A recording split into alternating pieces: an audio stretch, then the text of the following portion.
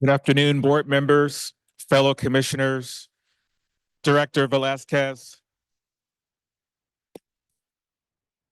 We're starting. Yeah, apparently. A warm welcome to the new CARB members, Linda Hopkins, Todd Gloria, Corey Jackson, and Don Ortiz-Legg. Welcome to our vibrant state capital, Sacramento, for a biannual joint meeting between the California Transportation Commission, California Air Resources Board, and California Department of Housing and Community Development. I look forward to today's conversation with our agency partners. We'll begin today's meeting with an update from Commission Executive Director Tanisha Taylor on the efforts of our interagency team since the last joint meeting, followed by a series of presentations on the California Transportation Plan and Transit Transformation Task Force. Hannah Walter, Deputy Division Chief for the Caltrans Division of Transportation Planning, will provide a high-level overview on the update to the California Transportation Plan. Hannah will discuss plan components as well as the collaborative effort and key dates supporting the plan's rollout. We look forward to learning more about the scope and status of the CTP update, as well as the engagement process to develop a long-range plan that recognizes the needs of the state and sets forth a sustainable and equitable vision for the statewide multimodal transportation system that supports the state's economic growth. Next, Hunter Owens, Research Data Manager for the Caltrans Division of Data and Digital Services, will present on the work of the Transit Transformation Task Force, say that fast 5 times, established by Senate Bill 125. CalSTA appointed 25 members to the State Transit Transformation Task Force. Senate Bill 125 required CalSTA to establish the task force by January 2024 to grow transit ridership, improve transit experience, and address long-term operational needs. CalSTA, in consultation with the task force, is required to prepare and submit findings and policy recommendations based on the task force efforts to the legislature on or before October 31st, 2025. Today's presentation will cover the work of the task force and the upcoming preparation of the final recommendations report. We look forward to reviewing the final recommendations report when it is submitted to the legislature later this year and implementing this vision in the work that we do here at the Commission. Now, perhaps more than ever, it is critically important that we continue coordinating transportation, climate, air quality, equity, housing, and economic policy to ensure that our long-range planning efforts and our commitment to transform transit continue to advance the achievement of our state's goals. Once again, we are happy to be here and we look forward to today's discussions. That concludes my remarks, and I am pleased to turn it over to CARB Chair Leanne Randolph. Thank you. All right. Thank you so much, Chair Grisby. Do we need to call the roll? Or did I miss that while I was trying to do my Wi-Fi? We do? Okay. All right. So I'll turn it over to the CARB clerk to call the CARB board member. Thank you. Dr. Balms. Mr. De La Torre. Mr. Eisenhut. Senator Flores. Flores here. Mayor Gloria. Mr. Guerra. Ms. Hopkins. Senator Jackson. Ms. Ortiz-Legg. Dr. Pacheco Werner. Mr. Rechtschaffen. Here. Dr. Shaheen. Here. Senator Stern. Ms. Takborian. Here. Chair Randolph. Here. Madam Chair, we have a quorum. Thank you.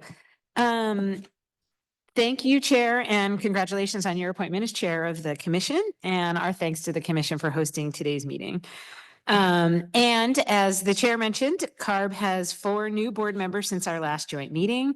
Mayor Todd Gloria, Supervisors Linda Hopkins and Don Ortiz-Legg, and Assembly Member Dr. Corey Jackson. So welcome to all of you. As we all know, the transportation sector continues to be California's largest contributor to greenhouse gas emissions.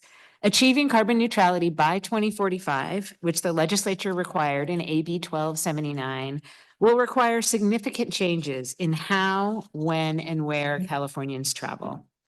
In fact, the path to carbon neutrality called for by the state scoping plan indicates that regulations to drive zero-emission vehicle adoption will not be enough. California still must reduce vehicle miles traveled by 30% by 2045 in order to achieve carbon neutrality by that date.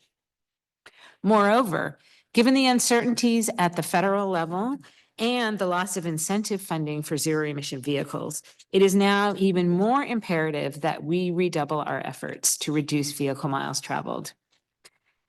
Meeting our target will require changes in the types of transportation projects that we fund as a state, as well as in California's pattern of land development.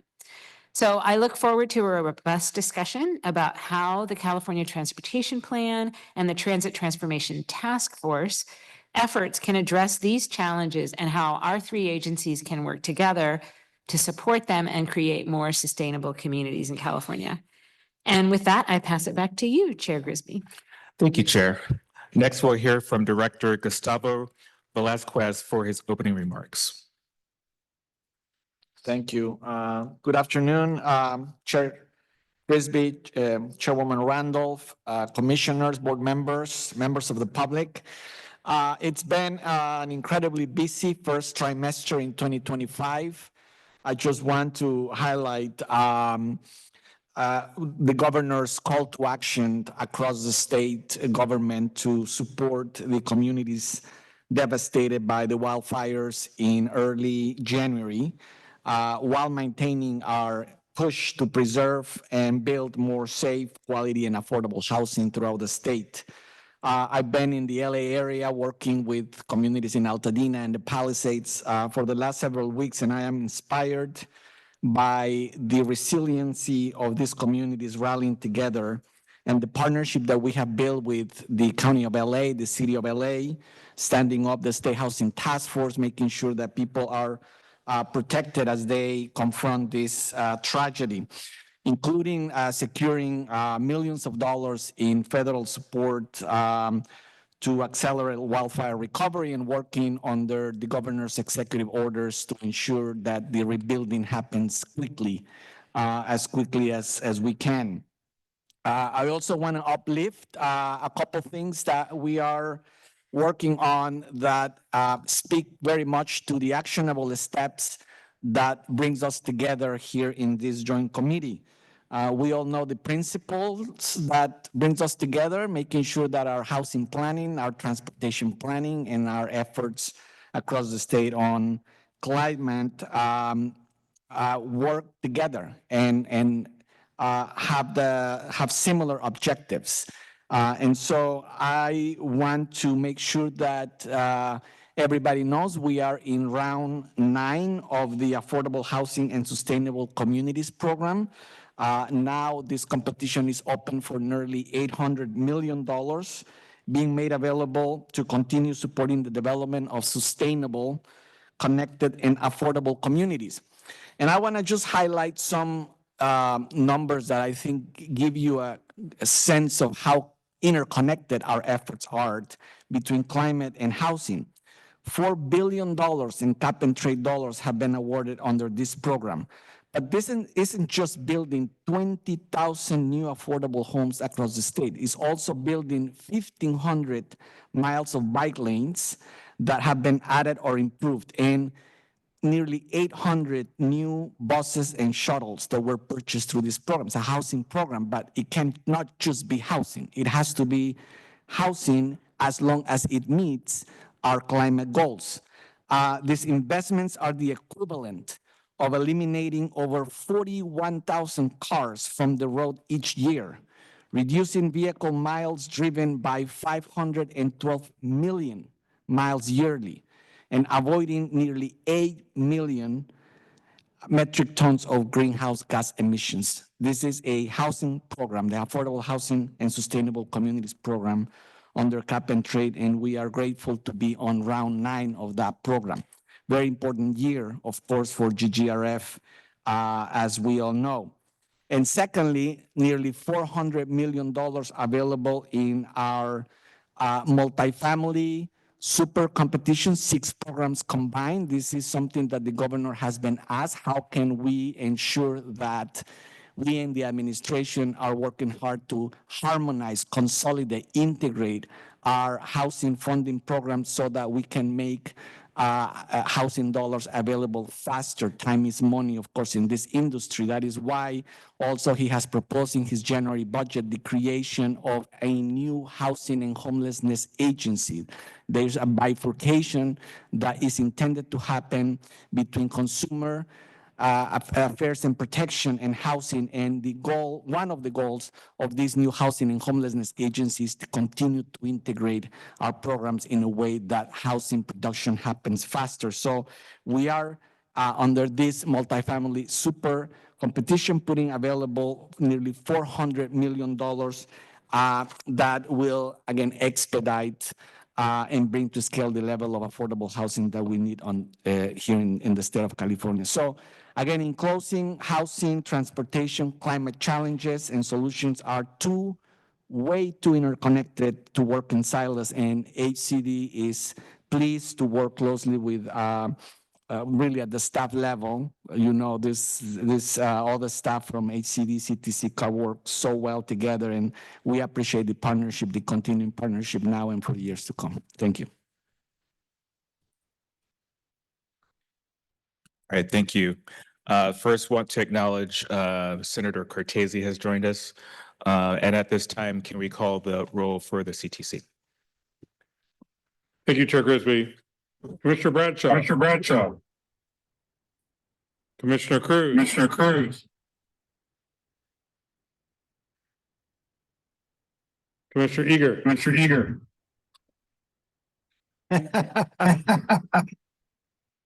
Commissioner Elliott. Here. Chair Falcone. Vice Chair Falcone, sorry. Thanks, Douglas. Here. Commissioner Gordino. Commissioner Lugo. Commissioner Mann. Here. Commissioner Tiffany. Here. Chair Grisby. Present. Senator Cortese. Here. Here. Assemblymember Wilson. Chair, we have a quorum. Thanks so much. Are there any public comment based on the last round of comments that we had from the dais? Online or in the room? There are no public comments online. Great, thanks so much. Next, we will see if there's any comments or questions from commissioners, board, or executive leadership on what you just heard. Hearing none, we will take public comments. We already did that. Let's turn it over to Director Taylor to provide the presentation. Thank you. Oh, wait a minute for the slides to get up. Thank you. Good afternoon, commissioners, board members, and Director Velasquez. And welcome to the new CARB board members, Linda Hopkins, Todd Gloria, Corey Jackson, and Don Ortiz-Legg. It's really exciting to be here with you all. I am pleased that we are hosting today's joint meeting to coordinate statewide transportation, climate, and housing policy with our partners at the Air Resources Board and the Department of Housing and Community Development. My presentation touches on the work our agencies have been doing since our last joint meeting to advance our shared policy goals and improve the lives of all Californians. Next slide, please. On November 7th, 2024, our agencies convened to hold the fall joint meeting in Riverside. Next slide, please. The meeting was centered on state initiatives to align climate, housing, and transportation policy with a focus on Senate Bill 150, which tasks CARB with preparing a report to the legislature to discuss progress related to the Sustainable Communities Act, an update to the Climate Action Plan for Transportation Infrastructure, or CAPTI, and implementation of HCD's Regional Early Action Planning Grant Program. Next slide, please.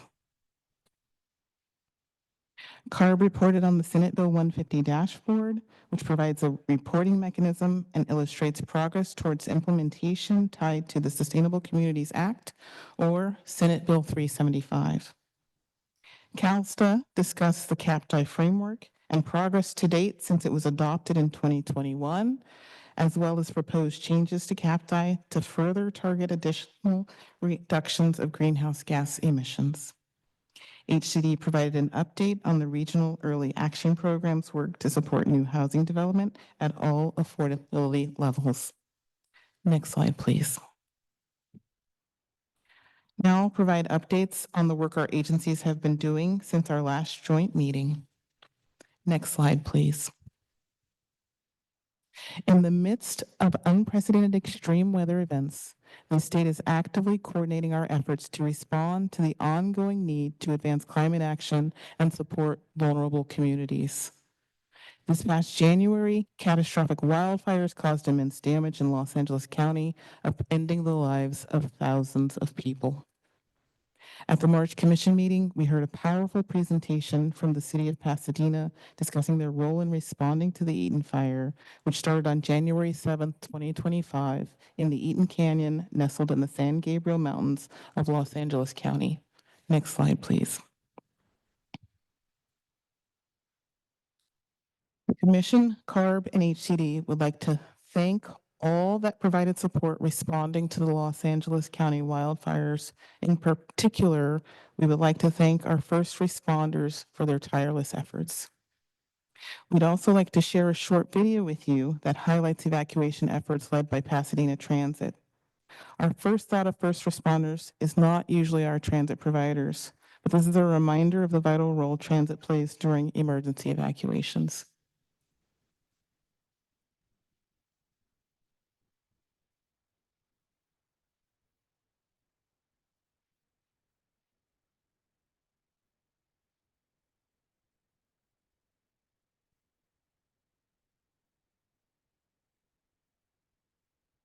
Imported, mostly by tanker from overseas, but experts warn more tankers could overwhelm our ports, risking supply shortages and higher prices for working families.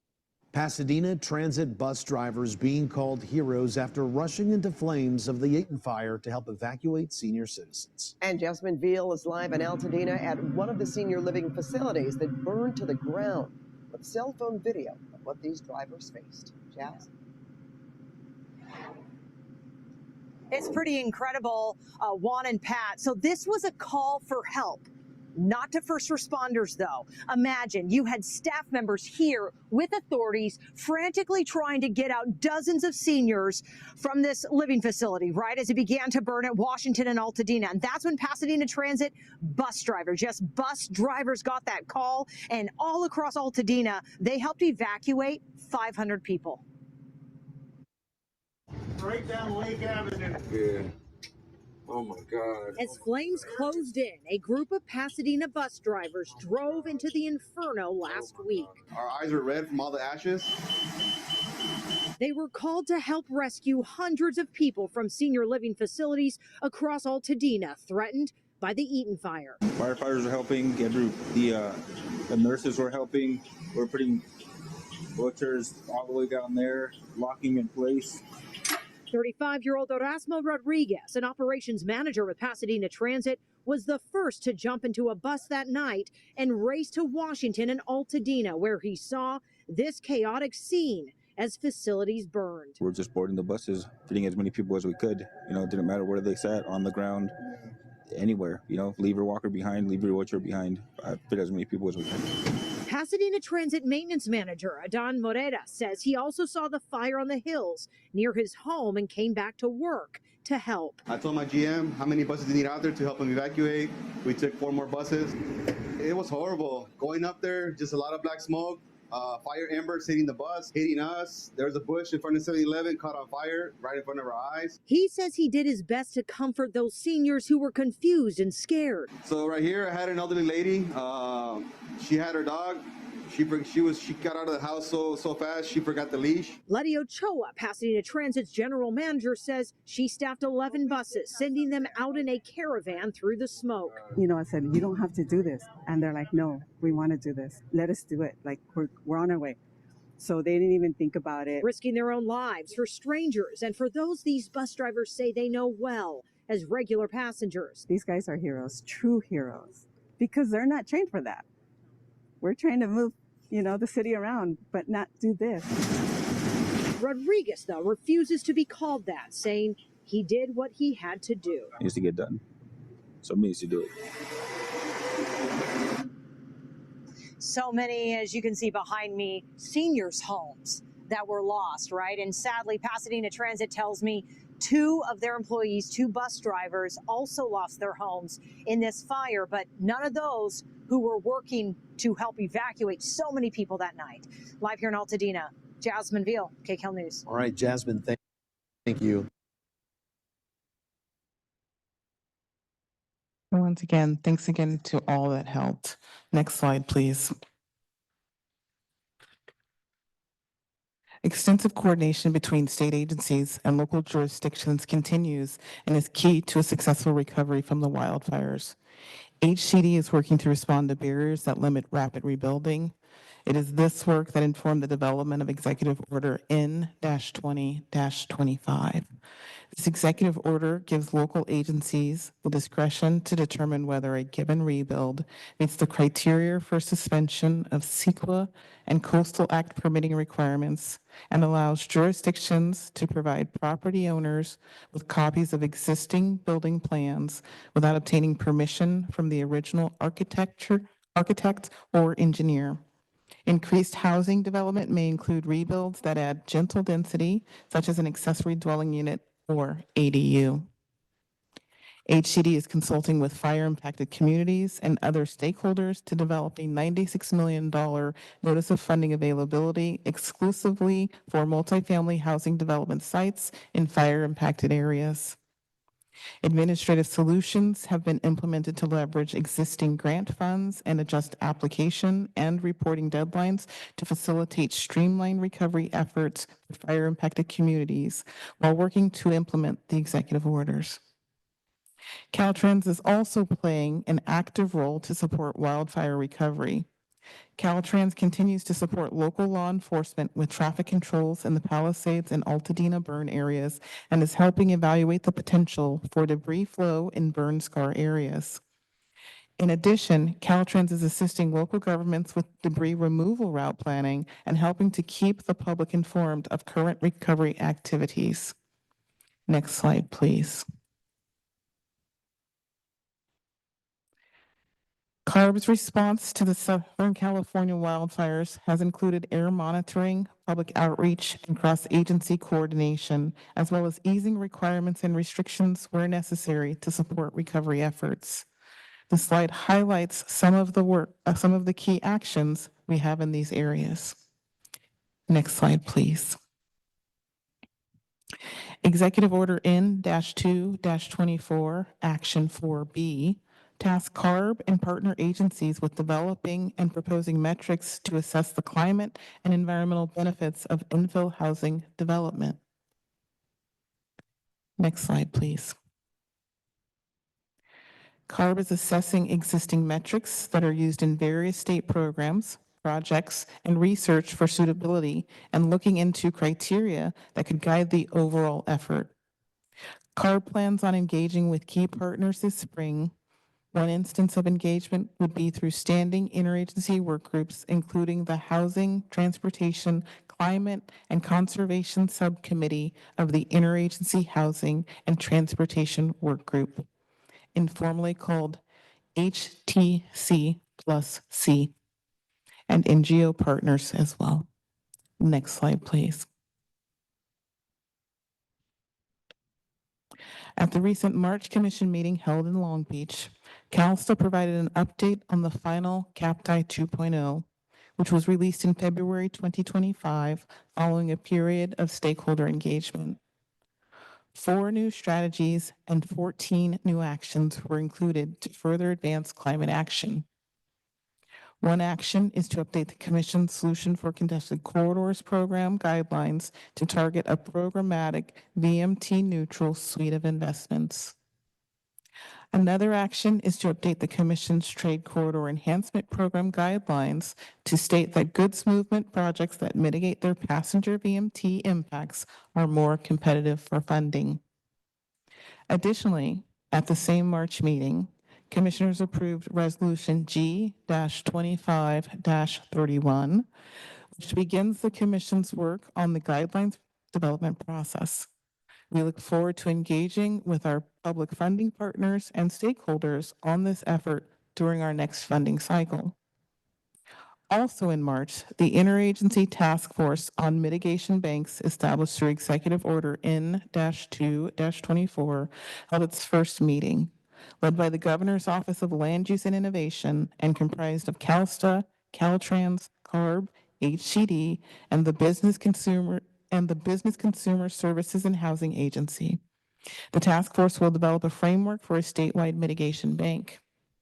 This task force supports CAPTI 2.0 implementation by aligning infill housing, greenhouse gas emissions reduction, and sustainable transportation goals. Next slide, please.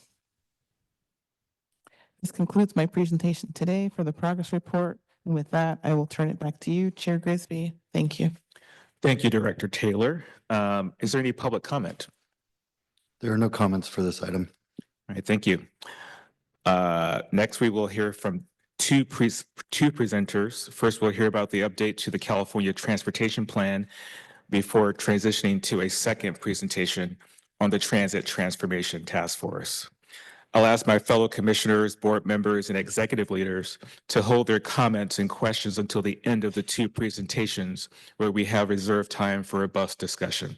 If you have any minor clarifying questions, we can take those after each presentation. First, we'll go to Hannah Walter to present the CTP.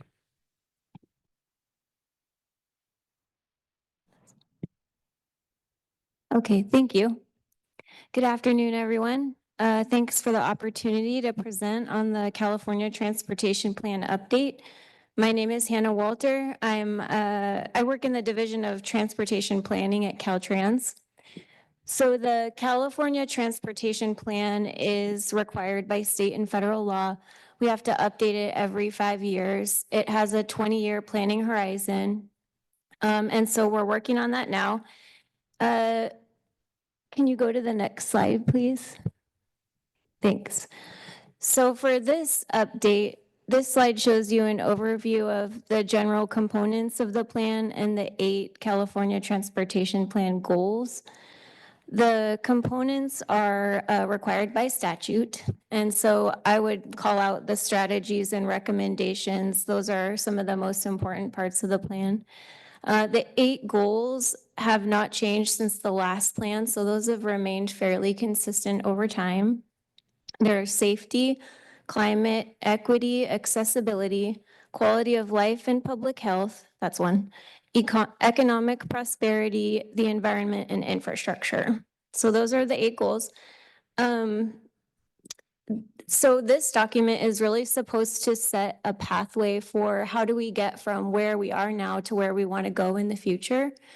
And for this update in particular, because it's hard to do everything with every update, we really wanted to focus on what is a feasible estimate of future conditions, and what are meaningful steps that we could take to try to achieve our greenhouse gas reduction and VMT reduction goals.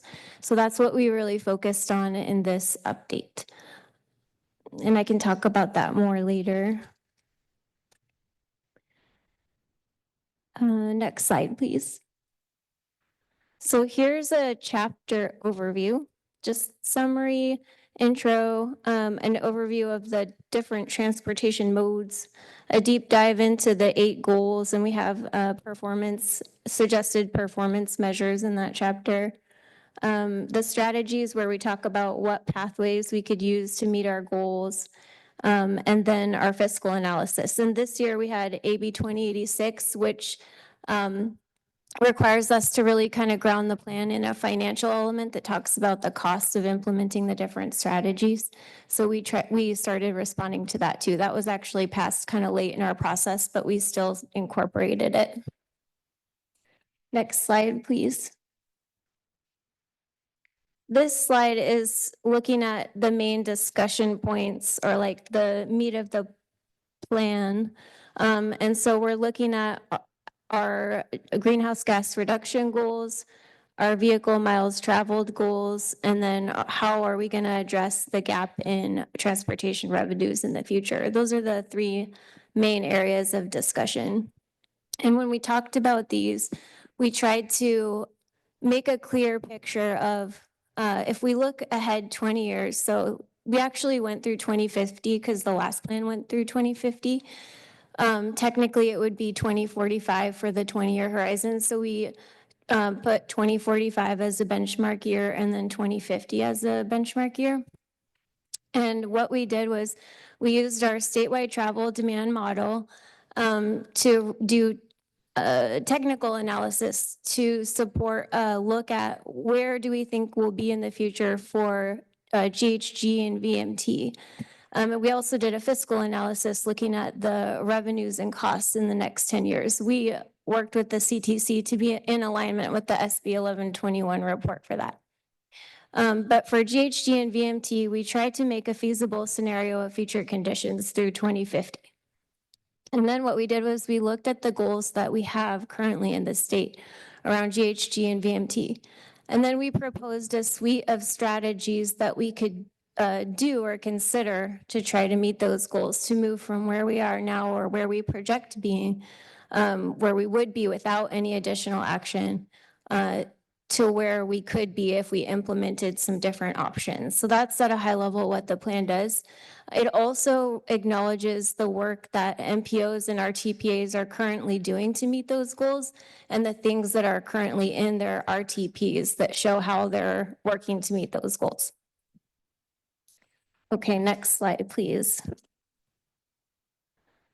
So there's always a lot of partners at the table helping make this possible, and this time's no exception. So we have a policy advisory committee, a technical advisory committee, a lot of subject matter experts, and tribal outreach. We also have the districts, the Caltrans districts. So those were our partners.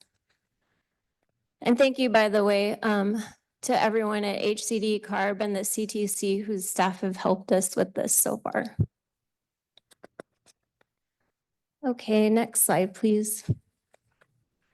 This is our timeline. So high level, really what we're trying to do is release the draft for public comment in July of this year and then start the final approvals in September. We're supposed to finish this plan by December per statute.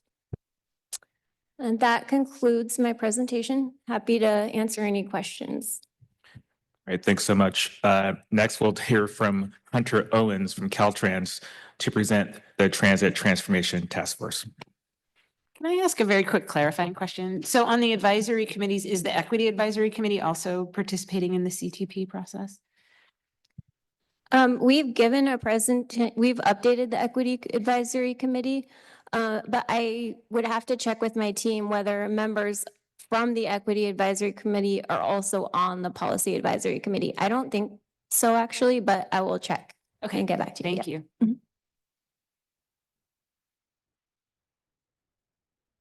All right. Thank you all, and good afternoon. My name is Hunter Owens. I'm with Caltrans's Division of Data and Digital Services, representing CalSTA on this Transit Transformation Task Force item, here to give a briefing on where we are in the effort and where we are going before our deadline in October of this year, as the chair mentioned. Let's go to the next slide, please. So just as background, SB 125, the budget bill of 2 years ago now at this point, did two primary things, one of which was provided a substantial one-time infusion of new funds, including from the GGRF, to transit agencies. And then the second part, which we're here to discuss today, is it created the Transit Transformation Task Force. This body, comprised of 25 members, has been set up to provide recommendations to the legislature and the administration on how we can transform transit. The goal is not to just reverse the sort of longer-term longitudinal trend that we had seen going from the 2010 to 2020 period, and then sort of the much more drastic decline we saw during COVID, although we have seen substantial recoveries, including in certain areas, recoveries from before where we were pre-COVID ridership in California. But just to give some context, you can see here that between 2008 and 2018, transit ridership declined by about 10% in California. And then those numbers have been substantially more variable in the 2020 to 2025 period. The goal here, rather than necessarily just getting us back to where we were before COVID, is to actually meet the climate and equity goals our state has laid out. Obviously, when we're talking about reducing VMT, transit plays a key role in that process. And as I mentioned, the report is going to be due to the legislature in October of this year. Let's go to the next slide, please. So just to put us all in the transformation frame, we really want to go from these incremental goals of, how do I achieve, my pre-COVID ridership, get back to quote unquote normal, to a transformational goal. How do we actually meet that VMT reduction goal, which is going to be, there are ways to reduce VMT. There are many ways to reduce VMT, but very few are as effective as transit. How can, ridership grow each year, to how can we serve the majority of trips in certain key dense regions? How can we, what can we do as agencies? What sort of funding is necessary, to what sort of outcomes are necessary, and then moving back to the funding necessary to achieve those outcomes. Let's go to the next slide, please. So structure-wise, we have an August body of 25 members appointed by CalSTA. That includes members of both transit agencies, academia, advocacy groups, labor, along with representation from both the Senate and Assembly transportation committees. As much as we love them all, we do have a couple other groups we've been working with to structure this report and make sure we have adequate input. So aside from our more executive level task force, we also have a technical working group. This is comprised of mostly transit agency members. As you all know, Caltrans does not operate transit, so this has been really helpful to make sure our proposals, our ideas, our concepts and recommendations are really grounded in the truth and on the ground realities at transit agencies. And then finally, we've been conducting extensive subject matter interviews with, I think we are north of 100 subject matter experts that we've consulted at this point, that have been providing technical expertise, providing key recommendations on topics. And I want to point out, have included members of all the agencies represented here today, including the CTC, Caltrans, HCD, and CARB. So we're very thankful to everyone's staffs for participating in this effort. Let's go to the next slide. As I have mentioned, and is very much in the forefront of my mind, we have a legislatively imposed deadline, which is October of this year. So we are currently we have prepared a draft outline and gotten approval from our task force. So I'll be talking about that a little bit later in the presentation, and are looking to be releasing the report in 3 major chunks over the summer, with corresponding meetings of the task force that will be available for public and other participation during the summer. And then we'll have the full report release in October. So we are coming to the finish line here on a multi-year process. Let's go to the next slide. The final report is organized into 3 large buckets. So we're going to have principles, strategies, and then policy recommendations. I want to highlight on the principle level, we're keeping those to 4 big, broad statements of what we need to do to transform transit in this state. I also want to highlight for this group, we are finalizing those at our next meeting, hopefully. So, but one of them that has previously been voted on by the task force, and we expect to be a key part of the final report, is the importance of land use to ensuring high transit ridership. So that is going to be one of the 4 principles most likely. We are also going to be requiring covering all the topics as required by the legislature in SB 125. So you can see those topics that the legislature has asked us to cover in section 1F. As I mentioned, land use and housing, value capture, TDA reform, safety and cleanliness, transit prioritization, and first and last mile access. All things that we will be covering in the report that you will be able to see and as we develop that. The strategies, again, sort of these broader groups and recommendations that will touch on these topics. And then finally, individual level policy recommendations where it can be actions undertaken by agencies or by the legislature or by individual transit agencies to help grow ridership and transform transit and make it the first choice option in this state for getting around. Let's go to the next slide. We've really been leveraging a lot of work being done by our technical working group. So this is just kind of an overview of the process of how, we've been trying to use the technical working group in those SME interviews to kind of generate ideas, bring those to the TTTF, have those discussed, come back to the TTTF with a formal recommendation and then putting that into the report. So that's just a quick slide on the process there. Let's go to the next slide. So as mentioned, we have a draft outline. So this is what is going to be in the report and sort of where the different topics are going to be slotted in. We don't have final recommendations on any of those topics. Those are still waiting to be voted on and approved by our members. So keeping that in mind, but I will just highlight, better service, better outcomes.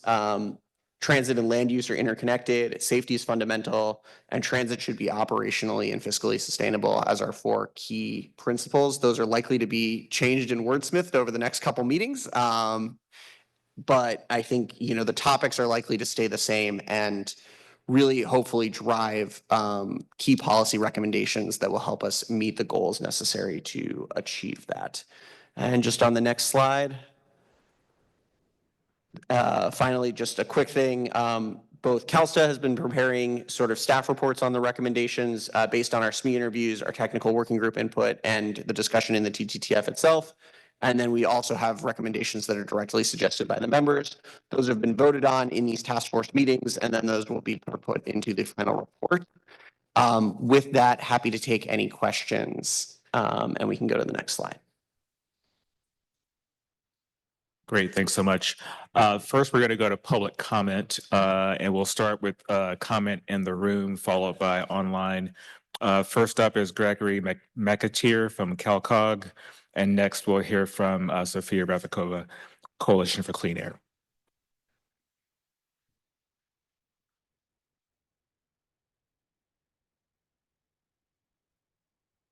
Thank you so much. Good afternoon. My name is Greg McAteer. I'm with the California Association of Councils of Governments.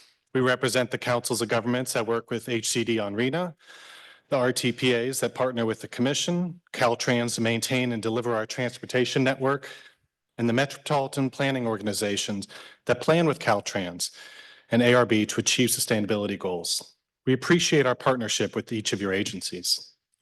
We have been a vocal advocate for more realistic assumptions in the California Transportation Plan. We argued that the last version had an artificially high auto operating cost that would have been deemed unfeasible had it been included in any sustainable community strategy. The problem with such assumptions is that while they appear to help achieve a target, they can do so at the high, often aggressive pricing structure that affect resident pocketbooks. They also make achieving the state objectives easier than they actually are. Accordingly, we are supportive of the more realistic fiscal data and planning assumptions being used in the travel demand model that Caltrans is using to develop the CTP scenarios. This realism will help drive more effective policies that can actually work towards achievement of these state goals. We understand that some have said that this model is not perfect, but what model is? Models are used to develop strategies and they help identify trends. They are not expected to predict exact futures. Thus, we support quality modeling tempered with a commitment to implement and change policy. It appears that Caltrans and the CTC have taken this approach in developing the CTP. The focus must also be on the implementation strategies that'll help us reach our goals, like funding, policies that advance equitable pricing, affordable housing in areas of opportunity, quality transit, and resilient regional economies. In the SB 150 report, ARB called for, quote, a renewed structural partnership between state, regional, and local governments, quote. It's going to take cooperation at all levels to achieve the goals. Time's up. Okay, thank you so much. Appreciate it. Next up, we'll hear from Sofia Ravakova, Coalition for Clean Air.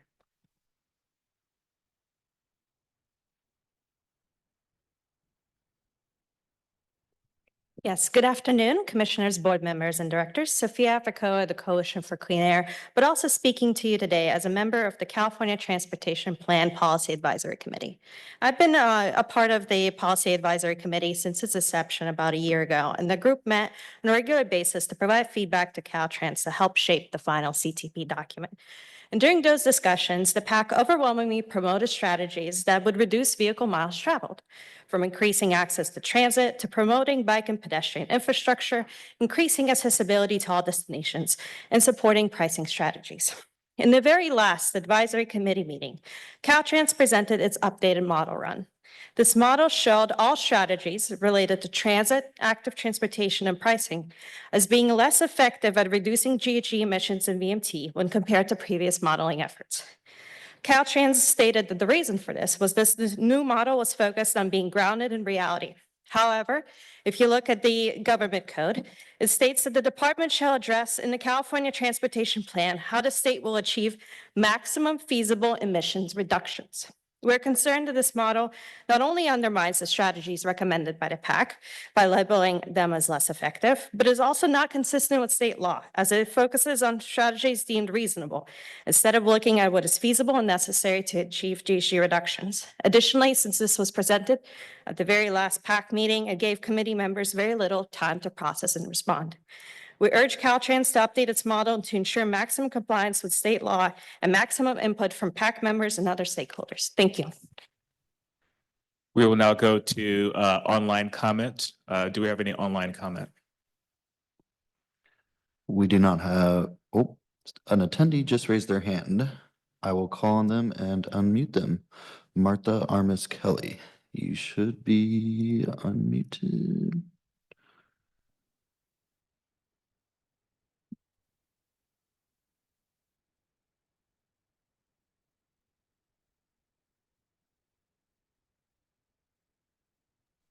Good afternoon, commissioners, board members, and participants.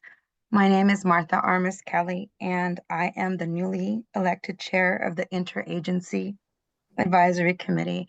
And I would like to say I'm very excited to hear your opening statements and looking forward to engaging as an equity advisory chair.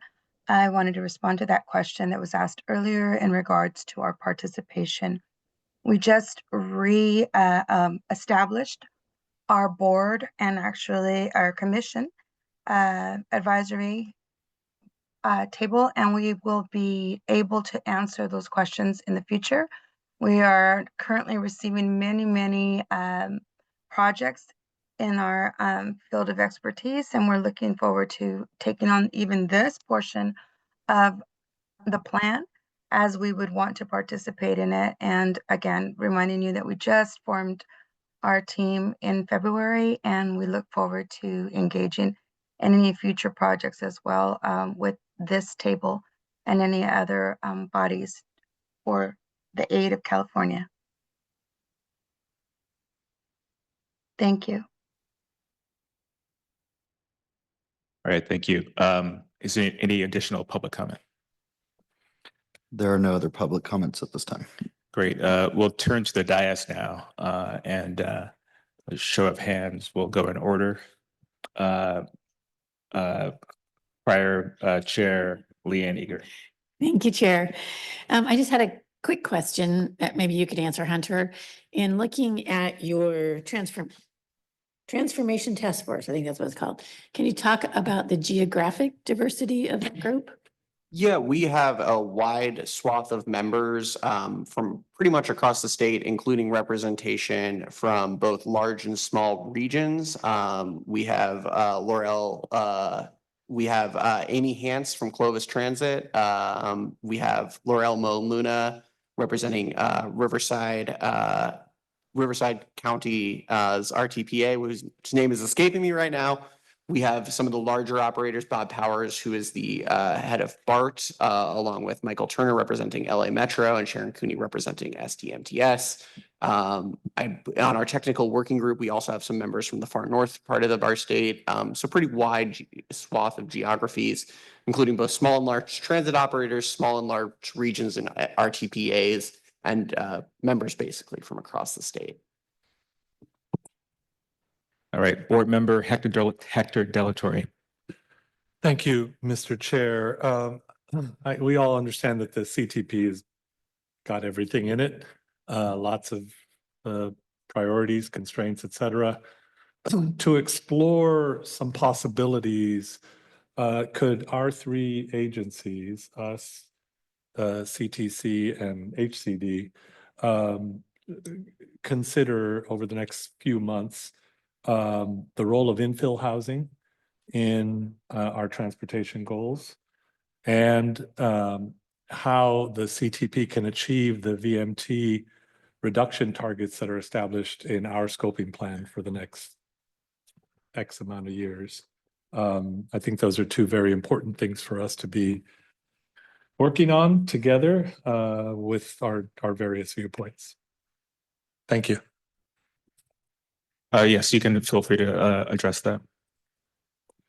Yes, definitely. We'd love to collaborate. And I will say that at the staff level, there's been a lot of collaboration going on, and we'll continue to work with you to do what you're saying. The CTP has a section on housing, and it talks about infill housing and things like that. So we did look at the housing section to respond to some initial feedback we got from HCD.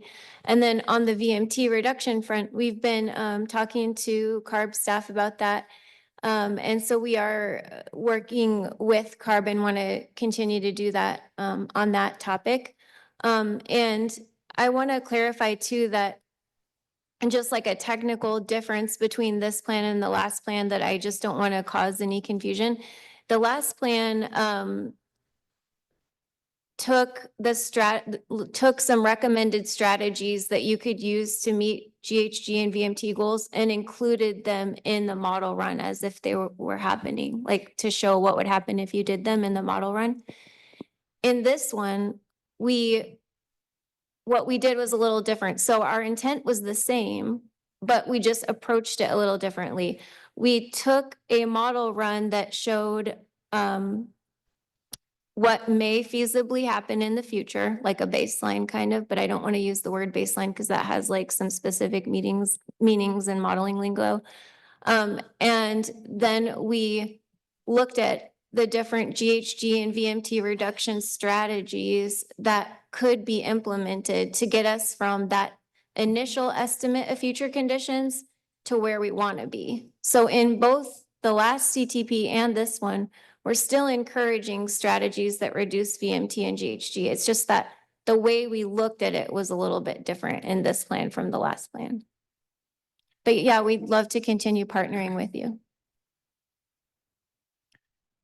Any other members on the dais? I see, can't remember your name. Elliott, yes, Commissioner Elliott, thank you. Thank you. I have a question about how CTP relates to something else that we spend a lot of time at the Transportation Commission talking about, which is the needs assessment, the 10-year needs assessment. I understand that 2050 plan does include a very good amount of work on the intersection between land use, housing, and transportation investment. It's great to see. I wonder how then that manifests into the challenge that we face at CTC, which is a roughly $217 billion funding gap across the transportation system in California over the next decade. So we have $750 billion in need, roughly speaking. We have $520 billion, roughly speaking, in sources available, roughly $220 billion gap. It's an unclosably large gap. So the question is then, how can we both try to increase revenue, which we talk about a lot, and how do we decrease the scope of the need? I want to focus on that second question here. How do we drive better decision-making at the local level in terms of where housing is planned for and job centers are planned for, such that we don't induce additional transportation infrastructure investment requirement for money we don't have? And, you know, I wonder, as we look at the needs assessment, which is a different document than what's on the docket today, I'm interested in what assumptions we are making about how locals are fulfilling their obligations under state housing law.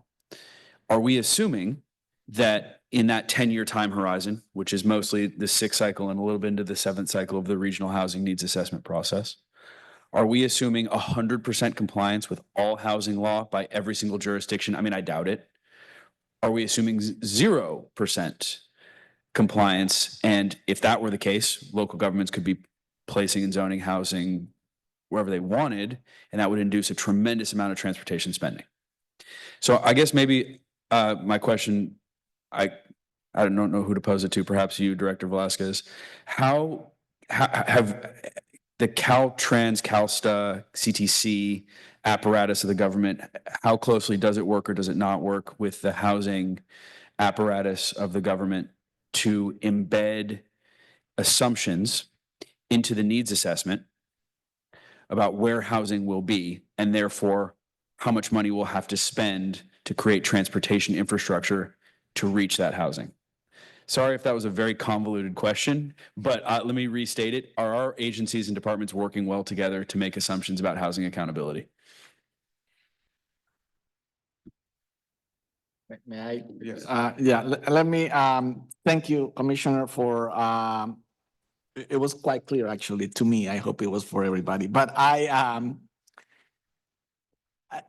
you know, assumptions, right? Planning assumptions. I think we have to maybe to bring to this some context. It's like the past and where we are right now. We know that in our planning assumptions, housing included, but transportation for sure. A lot of those assumptions are based on past practice. And if we continue to do that, we risk repeating the same outcomes. And when I say outcomes, I mean the same mistakes. We've struggled in the state of California to build housing where we need it the most. People, not everybody, build greenfield developments far from jobs and services out of spite or greed. Some do, but not everybody. It is, the problem is that for decades, it's been just extremely difficult to create that type of infill development that we need. We know that's where we need more housing. But what has happened in the past? That's why I'm talking about past assumptions. We have seen community opposition every step of the way to build in infill parcels, endless designed review meetings, high fees, appeals that local governments have allowed NIMBY groups to enter into, slow permitting processes, and of course, the tremendous financial burden by developers to build in these infill sites. Well, something needed to be done to change those assumptions of past practices, and things started to change when Governor Newsom became governor, because working with the legislature, RENA requirements, first of all, RENA numbers, you know, it was actually a true exercise of planning future growth, economic and population growth, and establishing RENA numbers that made sense. And RENA requirements, we talked about this being true contracts between the state and regions and localities, millions of dollars in planning grants to change those assumptions and make sure that we look into not repeating the same mistakes. So we needed to change to shift the paradigm, basically, and do more housing planning in high demand areas at a cost. We had to establish a housing accountability unit because we knew local jurisdictions will push really hard against these new requirements and the fact that they needed to plan for more housing in the adequate areas. Many more homes and in the right places. We knew local jurisdictions will push hard against. That's why governor had to create a housing accountability unit to make sure localities would abide by state law and would create the fair share of housing planning that it was needed. So I think it's really important to know that that paradigm has shifted and we need to work under, new assumptions.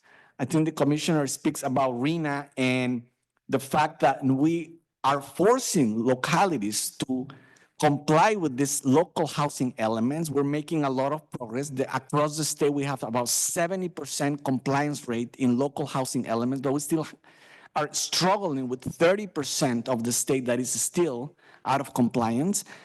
And we need to know that if we just change these assumptions, including in transportation planning, to focus on where these housing elements are making localities plan for more housing, that will make a big difference in the way that we are in this committee talking about intersections between housing planning, transportation planning, and climate planning. I think it will go a long way, and I do appreciate raising RENA and housing elements as an important climate tool, as an important VMT reduction tool that will move all of our three entities, move all of us in the right direction going forward. So I appreciate that that relationship between RENA housing elements and transportation planning. Thanks. And just one follow-up comment on that. At CTC, our responsibility is the transportation investment.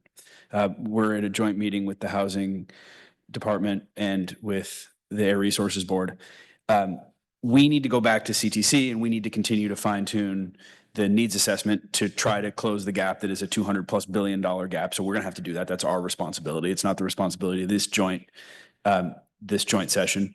But I think we at the CTC side need to be better informed by, as you said, Gustavo, Director Velasquez, we need to update the assumptions about how the state is going to hold local governments accountable to housing law.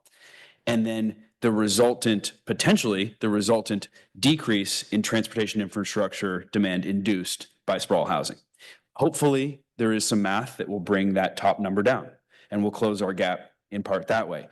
If we're able to accomplish that by updating our assumptions, by continuing to hold local governments accountable, we will also achieve significant greenhouse gas emissions reductions as well, which clearly helps right to the core mission of CARB. So this just to me feels like a triple bottom line benefit here, and I really hope we can continue to stress test those assumptions, quite specifically making sure that we are building into our calculations about transportation needs assessment greater compliance with state housing law. So thank you for that. All right, great. So next up, we'll hear from Board Member Susan Shaheen, followed by Supervisor Don Ortiz-Leg, then Diane Tarkvorian, and I recognize the Eric Guerra as well. And to make it easier on me, if you can raise your card, that'd be easier to follow. So starting with Board Member Susan Shaheen. Thank you so much, Chair. And I wanted to just start by acknowledging the presentations by Hunter and Hannah. I really appreciate all the hard work you're doing. I'm a transportation expert, so I understand how challenging both of your areas are. I do have questions for both of you. So I'd like to follow up a bit on the plan itself. So as you know, representing CARB, we're really thinking about the scoping plan and these targets. So we've got a 25% reduction in VMT below 1990 levels by 2030, followed by a 30% reduction. All of us involved in transportation know how incredibly aggressive and ambitious those are. So when I hear that the model is being adjusted to be more reasonable, I get a little concerned about, well, are we losing our vision? are we losing some ambition while simultaneously trying to address reasonable policies and procedures, right? So I'm curious about the balancing of that. I couldn't agree more with prior speakers about the importance of housing and land use. There's many other strategies we should be looking at that were included in the prior plan, including ROC, but going well beyond ROC, right?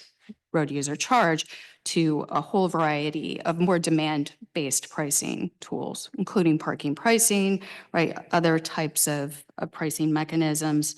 The prior plan also looked a lot at connected and automated vehicles. I have a lot of expertise in that area, have a lot of concerns about lack of interest in pooling at present. And that leads me to, I guess, my second question related to this is the role of off-model tools, which are going to be very, very important in capturing the environmental and social impacts of potential innovations, including land use, transit-oriented development, and those have been used in prior plans. So I'd like to hear a little bit more about this balancing between reasonable modeling efforts and very aggressive VMT targets, particularly in light of the fact that this group has convened numerous times since I joined the board and talked about how VMT is on the rise. So pulling back to 1990 levels by 25% or 30% in light of VMT on the rise is going to even be more challenging. And then that second question about off-modeling tools. Great, thanks for that. Am I in the mic? Okay. Yeah, those are great questions, and I'm gonna answer, I'm gonna try to answer like the idea or the message of the plan, the intent of the plan, and then I'll get into specifics. But I feel like our intent with this update has been a little bit lost by some of the confusion and the technical details. We're 100% trying to support the VMT and GHG reduction goals with this plan. And we believe that the way we can achieve or set a vision for meaningful change is by like truly understanding where really are we and what exactly do we need to do in order to make that change? Like specifically what would need to happen? What are the levers that make the most difference? We looked at that. What do they cost and what are the trade-offs? So we're absolutely not trying to back off from our commitment to VMT and GHG reduction. We're just trying to look at like the specifics so we can say, let's not just say, oh yeah, we're gonna reduce VMT by a certain percent by 2045. That is good, but we did that work, so we know that that's what we're trying to do. What we're trying to say is, well, what does that really look like? Where are we really, and what is the most effective policy solution? And if we do that, what's the trade-off so that everyone knows? It's like, that's not going to be free. That's going to cost money. And maybe we have to give something up to get this. And so we're just trying to make achieving that more of a reality that we could get our hands around in this plan. That's what we're really trying to do. We're not trying to back off of our commitment. So that's the first thing. And then the second thing is infill development, road pricing.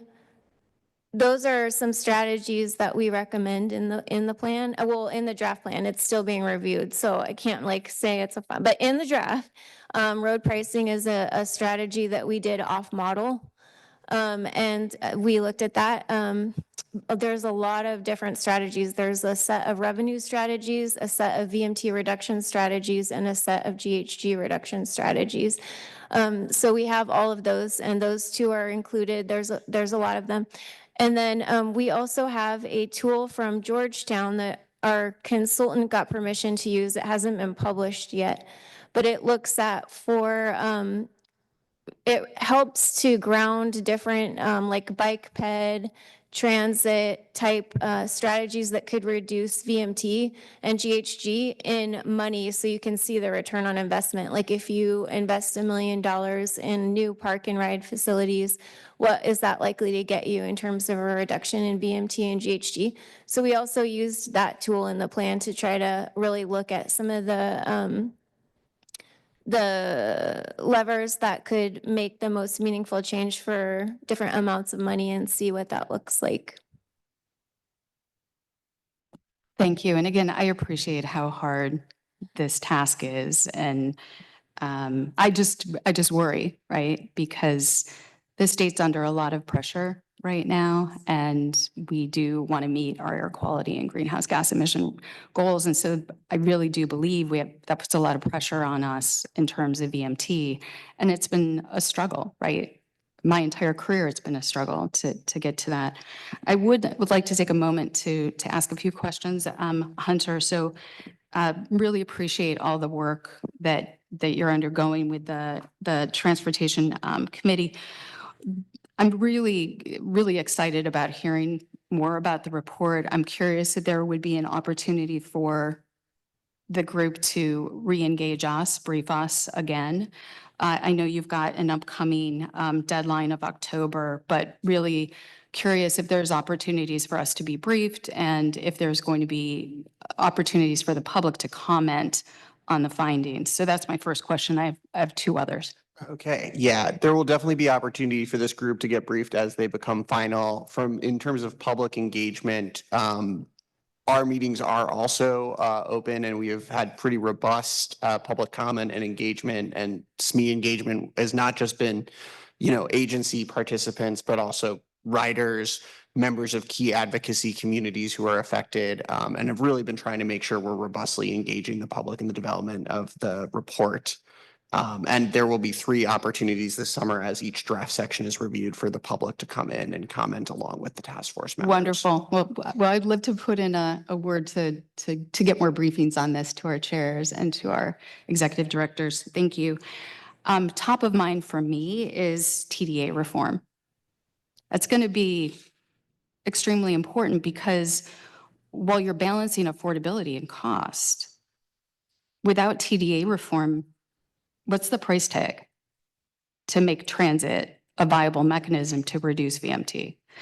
So I'd love to hear any highlights or previews that you have or insights around TDA reform. Yeah, we've had several. I'm sorry, I don't mean to interrupt. Sorry, what's TDA reform? You go. Sure. One of the topics is the Transportation Development Act, otherwise known as the Mills-Alquish Data Act of 1973. I hope I got that number right.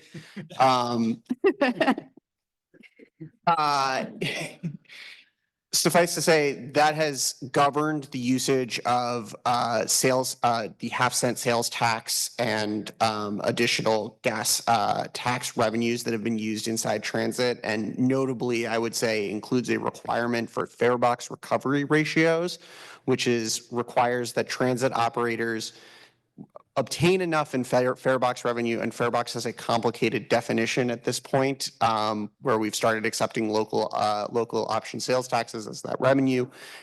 This has often penalized agencies from operating additional services to maintain their TDA formula ratios. And this has been one thing that we've heard loud and clear from our task force members and are looking to come back with on a staff report shortly, and we'll be engaging with throughout the summer to make sure that we give the legislature some clear recommendations on how TDA reform can help drive transit ridership, because we often have funds flowing out of the TDA, and you will talk to these agencies, they will be getting, say, TDA funds and low carbon transit operations programs funds. And when the LCTOP, start a new service to get college students to ride in Santa Barbara, this is a theoretical example, when that money runs out, that program that service may not actually hit the TDA fare box recovery requirements, and therefore they're going to pull that service back that was helping us meet our GHG goal. So it's a key, nailing TDA reform is a key, it is for the legislature and the administration to consider, but is something the task force is working really quite intensely on. Right. Okay. Fantastic. Because that's going to affect our price tag and the reform process overall. And, of the list of topics that you have on slide 6, a lot of these are not new ideas. What I think would be very exciting is to also see value capture be a policy tool that we can really implement along with TDA reform. Any comments on the value capture component? It's another area where our task force members and our SMEs have been really pushing us to do more and come up with a strong set of policy recommendations and proposals. They, again, are still in their draft form and still being worked on, but how the state can do a better job of value capture. For members who are unfamiliar, transit agencies worldwide capture a substantial, generate value, being near these transit hubs that the state is creating and the regions are create immense opportunities in the property market, immense opportunities in advertising, immense opportunities to build true community centers and hubs. We currently do not necessarily there are not a ton of places where that revenue is then put back into the transit operations itself, which means it's hard to actually build the places where people want to live, and they have access to opportunity via transit services that are reliable, fast, and frequent. So looking at value capture as a tool that could be used to help fund transit operations is something that we're looking to come back with some strong set of recommendations. So it's not just necessarily about building, new transit facilities, which has historically been the way we've been doing it in California with redevelopment. That's obviously concluded, but looking at how it can fund sustainable transit operations going forward, similar to models worldwide. Great. Well, I'm glad you're taking on some of these bold issues. They're obviously going to have to be taken on if we're going to really transform transit and reduce VMT, which is going to make the job of CTP much easier. Thank you. Thank you. I'm a +1 on the value capture. Next up, we'll hear from Supervisor Don Ortiz-Legg. Oh, thank you, Chair. Good afternoon, everyone. Don Ortiz-Legg, representing small air districts. I'm going to just throw out a few things. It's my first time to really kind of have a chance to discuss some of these issues. Thanks so much for your presentations. I'm curious on the reduction of the VMT. Has there been any calculations yet on drone delivery as part of the reductions for delivery systems that are coming on? We have a number of drone companies in our region next to Cal Poly. I'm in San Luis Obispo that are coming forth with product, getting FAA approvals, et cetera. First question of mine, thanks. Yeah, we have a assumption related to new technologies, and we talk about that in the plan. So we talk about how new technologies can reduce VMT, and the drone deliveries are a piece of that. Yeah, we have drone taxi too, 2 companies right now, big companies that are working on those. So I think, I'm glad to know that you have those assumptions kind of built in because I think it'll be important. On continuing on the VMT, for improving transit, representing small rural districts that tend to cover large geographical areas. For us to increase capacity by 30% requires us to increase, because we're maxed out of capacity during our peak times, means that we have to increase capacity by 100% with the infrastructure, meaning more buses, more drivers, more all of that to get to the 30%. The goal obviously would be to increase the 30%, having more flexibility in the off-peak folks. And the off-peak tend to be those that need flexibility, therefore needs much more smaller vehicle perhaps to take them around. And one of the things that we were talking about is that would it be possible to increase the gross vehicle weight rating from 14,000 to up to 20,000, because there's nothing available at the 14,000 pound level, but there is at the 20,000. And that way we could have those smaller vehicles that are efficient go and pick up the seniors. As an aging state, and particularly in our area, it's one of the most underserved communities is our seniors that don't want to drive, can't drive, and so curious about that possibility. Yeah, so certainly in our recommendations, that is something we are working on our staff report on transit needs for accessible transportation and transit needs of older adults. This is also intimately tied with also the recommendations on zero emission vehicle transition for for transit fleets. So something that has come up and nothing final yet, as I will be saying a lot because we are in the draft stage, but Yeah. certainly making sure that transit agencies can meet the needs of their communities and are not hit with undue regulatory burden in doing that is something that is front of mind for our task force. I really appreciate that. I know we will appreciate it. And on the other thing was on bike lanes. This gives me a chance to say on behalf of San Luis Obispo County, thank you to the CTC who just granted us a pathway for our Bob Jones Trail. And one of the things in looking at that took us a lot of time to get a 4+ mile trail connectivity done for various reasons. But one of the things I think would be important in us looking at trying to put more people on bikes, particularly trails next to freeways perhaps is to have a CEQA exemption for the development of those trails. I think that's critically important for us to do it affordably, timely, and all of that. So that's just a comment.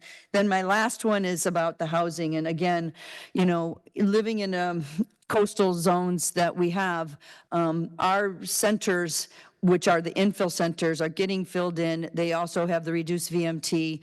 That's where the high cost of living is. For us to be able to really bring that equity to life, it's the outward areas. And frankly, they're penalized. And so if you look at the calculations of a home to be built in an area that's actually affordable for our farm workers, our hospitality workers, et cetera, we're talking about, let's see, I have it here. I think that they're penalized in a sense because the VMT, because they're not within that city center, they're penalized to a price point where their income would be needed $156,000 for a couple or two people making $78,000 a year to get a $500,000 home in the outside area. That same home is about $1.3 million in the urban area. And so, or downtown San Luis Obispo, which in order to qualify for that, that's a $450,000 a year salary.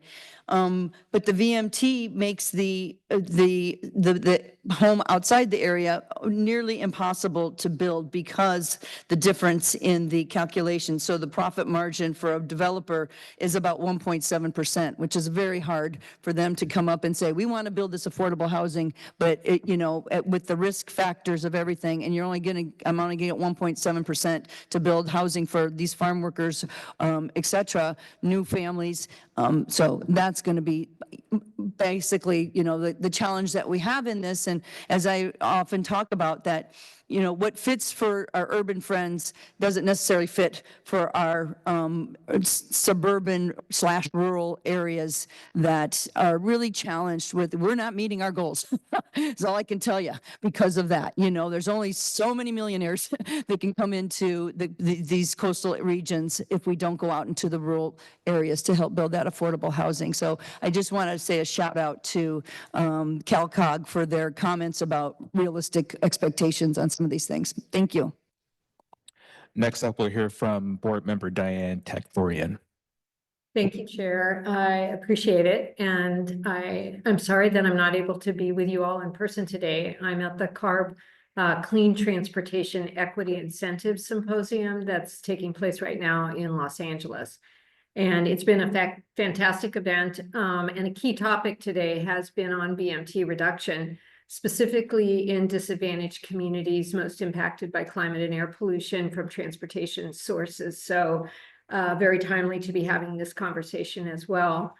Dr. Shaheen asked some of my questions, and there was a response to those questions specifically about VMT. So just as a follow-up, again, we all know that the scoping plan calls for transportation equity in the face of VMT reduction by 25% by 2030 and 30% by 2045. I have a couple questions about that. How will the CTP reflect that VMT reduction goal of 2030 and what strategies will be encouraged and required, and what VMT increasing strategies will be discouraged. Will those be specified in the plan? That's my first question. I'd say that it's too early to give you a good answer to that question. We're still trying to work with CARB staff and with my executive staff on what that's going to look like. We're not really discouraging any strategy in the plan. We're just trying to be clear about what would have to happen. So we're saying, like, if we did this, you know, this is how much it would cost. If we did, you know, and we're trying to look like we could do this, or we could do this, and we could do a combination of different things. I guess I could say that some of the things we've looked at are, like I said, road pricing. We were trying to be consistent with some of the road pricing assumptions that MPOs included in their RTPs when we looked at that. And then we look at things like transit, how to encourage and increase it, how to encourage and increase bike and ped, how to do infill development, and let's see, park and ride facilities, electrified heavy rail, e-bike subsidies. These are all the kinds of things that we explore in the plan, in addition to many other things. So what exactly that will look like at the end, I don't know yet. And we're trying to just give a suite of options, really, about what policymakers can consider. And so that's where we're at right now. Okay, it feels like we know a lot.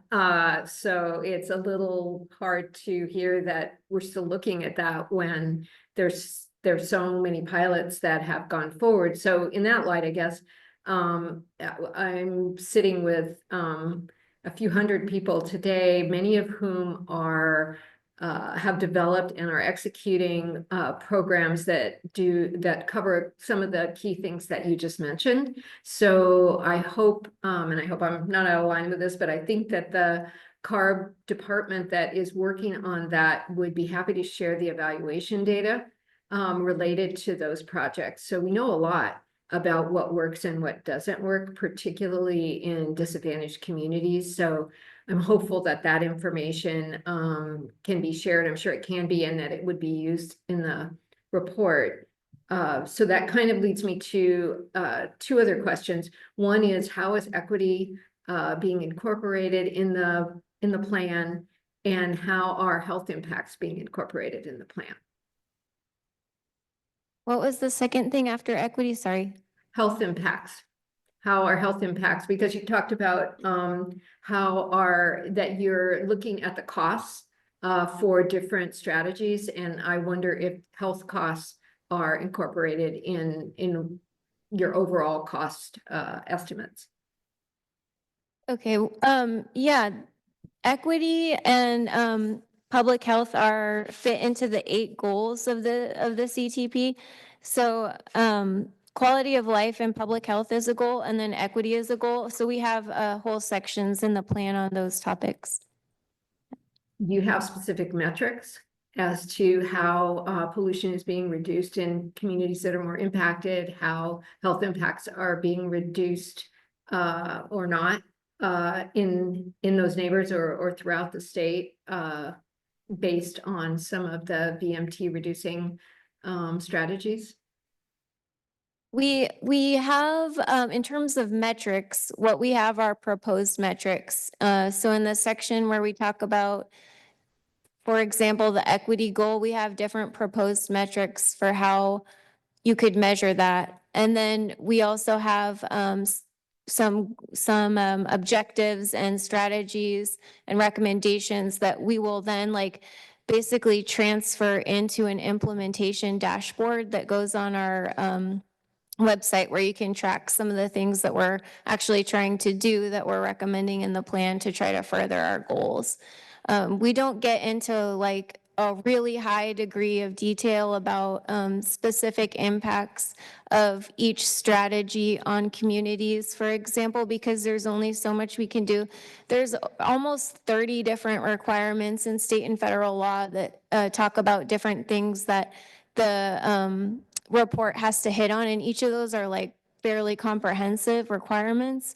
And so we're really trying to speak to a lot of things at a really high level. We're trying to go into enough detail to make it meaningful, but also keep it broad enough that we can meet all of our requirements. It's hard to do that. So we're not going to extremely small level of detail on, like, say, how each strategy would reduce the GHG in a particular community.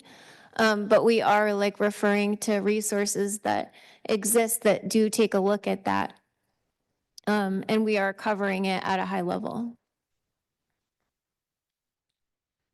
Well, I'm sure you know this, but CARB staff have done a great job of evaluating what the health disparities are and what the health benefits will be from reaching our climate and air pollution goals. So it would be good, I think, to include those in the plan as one of the cost factors. As I know that you're looking at the economics of it and money, but that it has to be, the health impacts, I hope, will be included as well. So thank you for your responses. Next up, we'll hear from Board Member Cliff Recht-Shova. Thank you very much. My questions have been largely asked by Dr. Shaheen and board members De La Torre and Tekforian. So I'll just offer a quick comment on the dialogue back and forth about meeting our scoping plan goals, our carbon neutrality goals, our ambitious VMT goals. I want to underscore the importance of what I heard you say a couple of different ways, the importance of using a variety of models, testing a lot of strategies, getting a good hand on where we realistically are and maybe where we realistically will go. And I want to especially point out that we have failed to meet our VMT targets repeatedly over the past 15 years. So clearly, whatever plans we've been developing haven't been realistic or enough. So that's one issue we have to deal with. We know we face the loss of a lot of federal transportation funding, maybe state transportation dollars, given budget constraints. And we may need to rely more on this sector, given the state's uphill battle to maintain our authority to regulate vehicle emissions, given the current administration's attacks on California's authority. So all that calls for a varied, robust, realistic set of modeling exercises, approaches, and strategies. Thanks. All right, next up, we'll hear from Board Member Eric Guerra. Thank you, Chair. First, I want to maybe lead off of where Board Member Ruckshaw just talked about realistic plans, and then pivot to the concept of RENA and the realism of those plans, and how many few cities have actually are, unless they're relatively small, actually meeting those plans. And even Sacramento, which is a pro-housing city and been designated as the first pro-housing city, and very glad to see our level of production of housing that has surpassed our colleagues there. But even with that, you know, the concern about reducing VMT, and we can see it here in our region, and and my concern with this plan here is that while I think it is important to set out a number of scenarios, without a clear hard focus on a recommended priority to the legislature, my concern and my worry is we will fall back into this same scenario where it is safe to have very broad, undefined goals that people can assume they might be getting to, and then 10 to 15 years later, a similar meeting of this nature will be where no one is meeting any goals. That's the old, if everything is a priority, nothing is a priority. So one, I guess, takeaway is I think it's important that the plan clearly identify funding priorities specifically. Now, so historically, the way budgets are made is you look at the prior year budget and that funding allocation and that line item, and then you question whether you increase that budget number or not. And what I worry about this plan is, and I'm looking at the prior plans as well, is that it never discusses about those funding priorities. And in fact, here in our presentation, the third point on pathways to meet our air quality goals points out specifically raising transportation revenue versus considering first whether we are allocating the appropriate revenues. And I understand the color of money and where things can go, but whether they should be going to particular funding sources. At our last meeting, and I hope that those that are here today who are spending their afternoon will consider that we hope that these meetings produce something. And at the last meeting, one request that I had that it was echoed by at least one other commissioner, and I think maybe another one as well, was to have this body take a much more memorialized action. And I'll bring up the issue of funding for REAP 2.0. And that is funding that goes for infrastructure that is not the sexy infrastructure, that is the infrastructure that's under the roadways that we rip out and then we put back in for the purposes of reducing the cost of infill housing. I do agree with the comment that yes, we should hold local governments accountable. And as a local council member, I appreciate that. But I will also say that when I see across the state, local governments are responding to the market conditions. And the market conditions is that it's easier still to build a greenfield development than it is in any city that has an old commercial corridor or a strip mall that would be prime for transit. And because of that, no infill goes in there. In fact, or even our affordable housing developers will likely choose a cheaper spot. And a for-market developer, a for-profit developer, will definitely look to make sure that return on investment is somewhere else. So what we have in this plan that I worry about is still not discussing the challenges of what our current state is. And so before we go out and develop a plan that looks at building new capacity and new issues, sometimes you have to ask yourself, are we fixing what we have today? And I think most jurisdictions that face the VMT challenges are facing it because it is too expensive to actually build housing in the job center areas, which results in higher rents and higher housing costs. And if your rent is the same as purchasing a home, but it only adds 35 minutes to 45 to your commute, then you're going to purchase a home somewhere else. Or likewise, even purchasing an older home with that may be a fixer-upper. If you can get a brand new one, a 300 square foot home with a 4-bedroom house, 2.5 bathroom, and a 3-car garage, then you may opt to do that and actually then go out and get the bigger vehicle that has the seat warmers and air-conditioned seats that all of them have today. So I would say, my point here is that this body needs to take that action. Now, I guess a question that I have is, there was a request to do a letter to the legislature by these two independent bodies about the importance of funding priorities like REAP 2.0. But I haven't seen that discussion, so I'd like to maybe ask the CTC staff if they've looked at this as part of their role.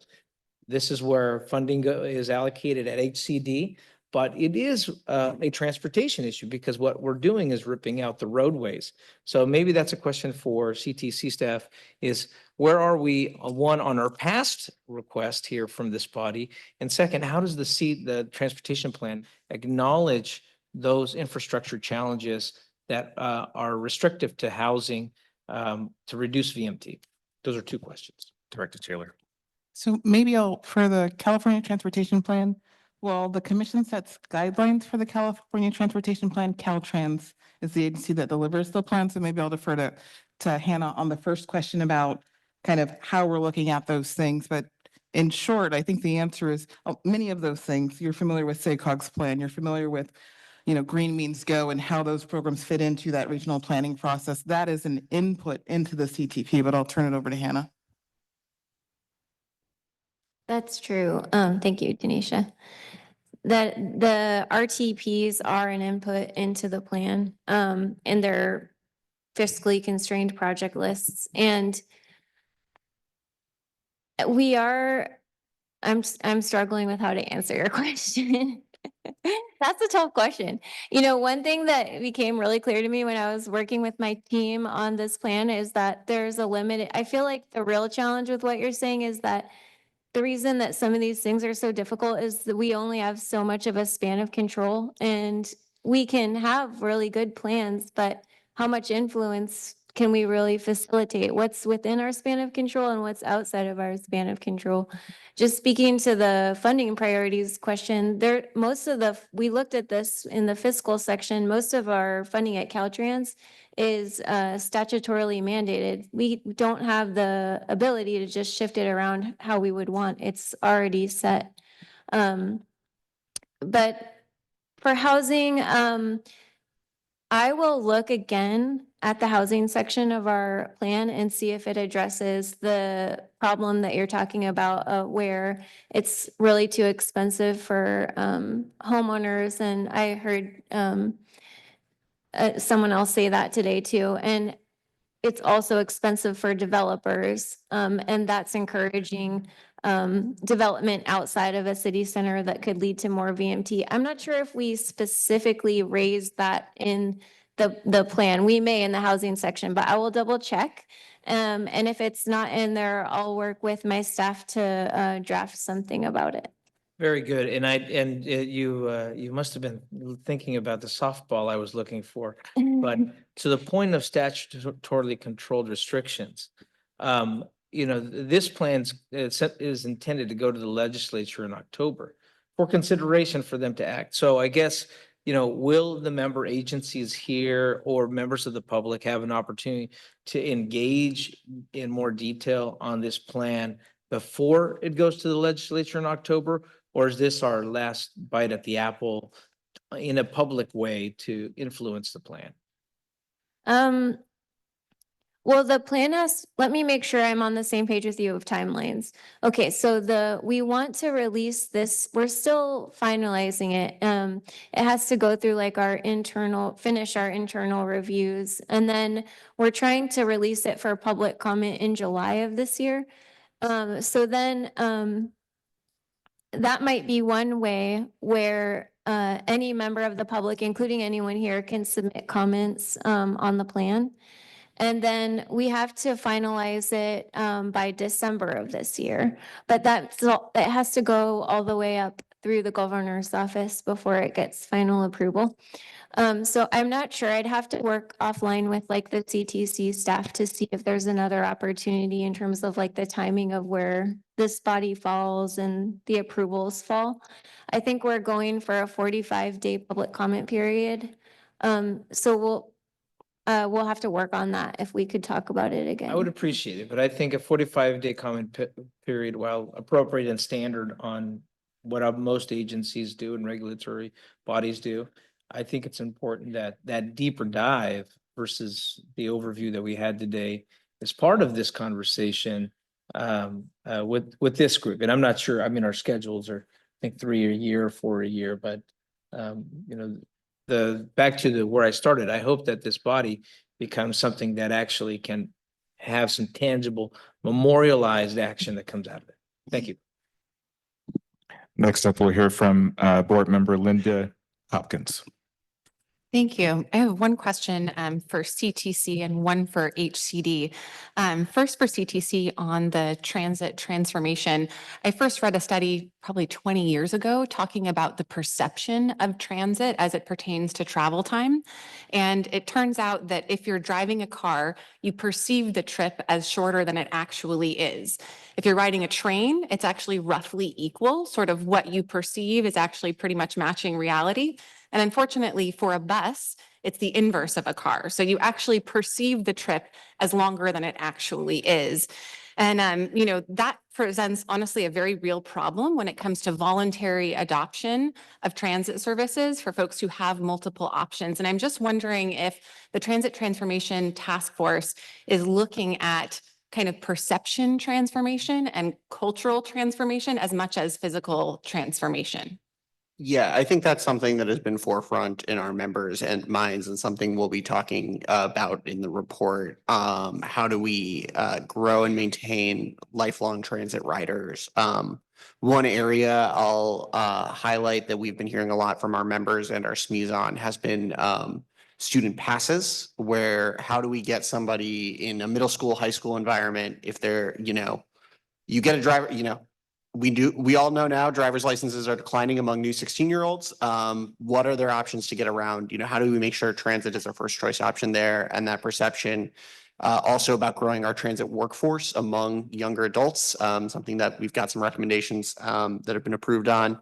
Going on to the sort of wait time perception issue, one, and this also touches on Commissioner Elliott's earlier comments on efficiencies, which is between, just to add on to the research, one of the most challenging parts of delivering fast and reliable transit service that people choose is reducing wait times. Because as much as people don't like their time in transit, and nobody likes being stuck in traffic, nobody really likes waiting for the bus. And that's one that we see some of the most choice penalties when wait times are increasing.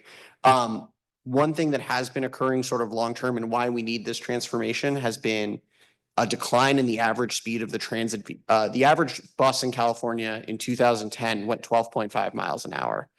Today, that's closer to 9. And I know that seems like a small gap, but in order to maintain 10-minute service, and that's sort of the industry standard for show up and go service in an urban area, you're going to need to commit 25% more resources. So we've seen this sort of spiral where agencies are slowing down their schedules, slowing down their buses, slowing down and increasing wait times, which means less riders. The longer the wait time, fewer riders. So we've got to really focus on how do we change the services so that people will want to come to transit. I do want to highlight that it's not all doom and gloom. When we see those changes in speeds, I'll point to the Van Ness BRT case study that SFMTA has done. You've seen ridership is on those lines about 140% of where it was in 2019 pre-COVID, and speeds are up about 25%. So it's actually cheaper for SFMTA to run better service, which is really allows us to get that efficiency of instead of spending, $10 million a year to operate a service that comes every 10 minutes, they can spend that same amount to operate a service that comes every 5 minutes. So working on both the underlying realities and then also some of the campaigns, schedule coordination, wayfinding, lighting, just to really bring that image back that will help riders choose transit. So it's something we're trying to tackle from all the angles. That's great. I feel like the wayfinding is critical. And then also the fewer transfers, you also see, that people are really basically willing to make one transfer and not so much more than that you really see declining ridership if it gets more complex than that. Next question is for HCD and really following up on Commissioner Elliott's remarks and just thinking about, is it possible to actually mandate transit access in future housing elements? And I just wanted to share our personal story in Sonoma County, which is that our RHNA increased 654% between the last cycle and this cycle. And that's an unincorporated Sonoma County, which by definition is outside of city limits. And so we placed about 3,300 units in unincorporated communities, many of which had no transit, high fire risk, in communities with some of the highest water and sewer rates in the state because they have such a limited ratepayer base. And, in my district, we don't even have real bus stops. It's literally just like a sign on the side of the highway, and there's no protection from, the sun or the rain, not even a bench, right? And I actually say this as a YIMBY, not a YIMBY. I went in a NIMBY. I went and I took the heat in the town halls. I stood up. We, managed to get all of this upzoning through. But I also felt like there has to be a better way. And so I just kind of wanted to think about, since we have limited opportunity for infill in unincorporated communities, are there opportunities for specific transit-oriented development around, existing or planned transit lines? And so, I honestly think that had Sonoma County known that we were going to have to absorb that many units, which is actually the equivalent of a town that's larger than most of the towns I represent, maybe we would have actually planned a new, awesome, bikeable, walkable town around our smart line. But we didn't really know that was coming and didn't really have time to make that large of a change, which would have also required updates to our general plan, not to mention the sequel on that probably would have taken us multiple years. So my question for HCD is, has there ever been any consideration that actually mandates transit for a percentage of the upzoned properties as part of a housing element? And I want to recognize that there already are requirements around high resource communities, although I do question some of the methodologies because we had some communities that were not very high resource or didn't really have that transit access, which I think is so important to future developments. But could we Sorry, could you essentially... please slow down a little bit? Our Oh, sorry, translators are I having get this trouble all the keeping up. time and I really should know better. My apologies. I'll let him catch up.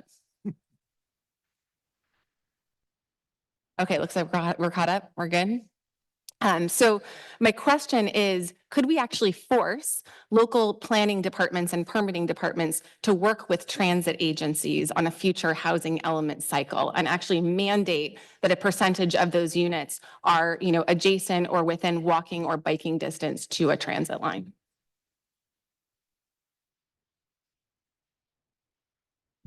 It's a good idea. We always use the word incentivize those types of partnerships. I know people don't like that because that's like just really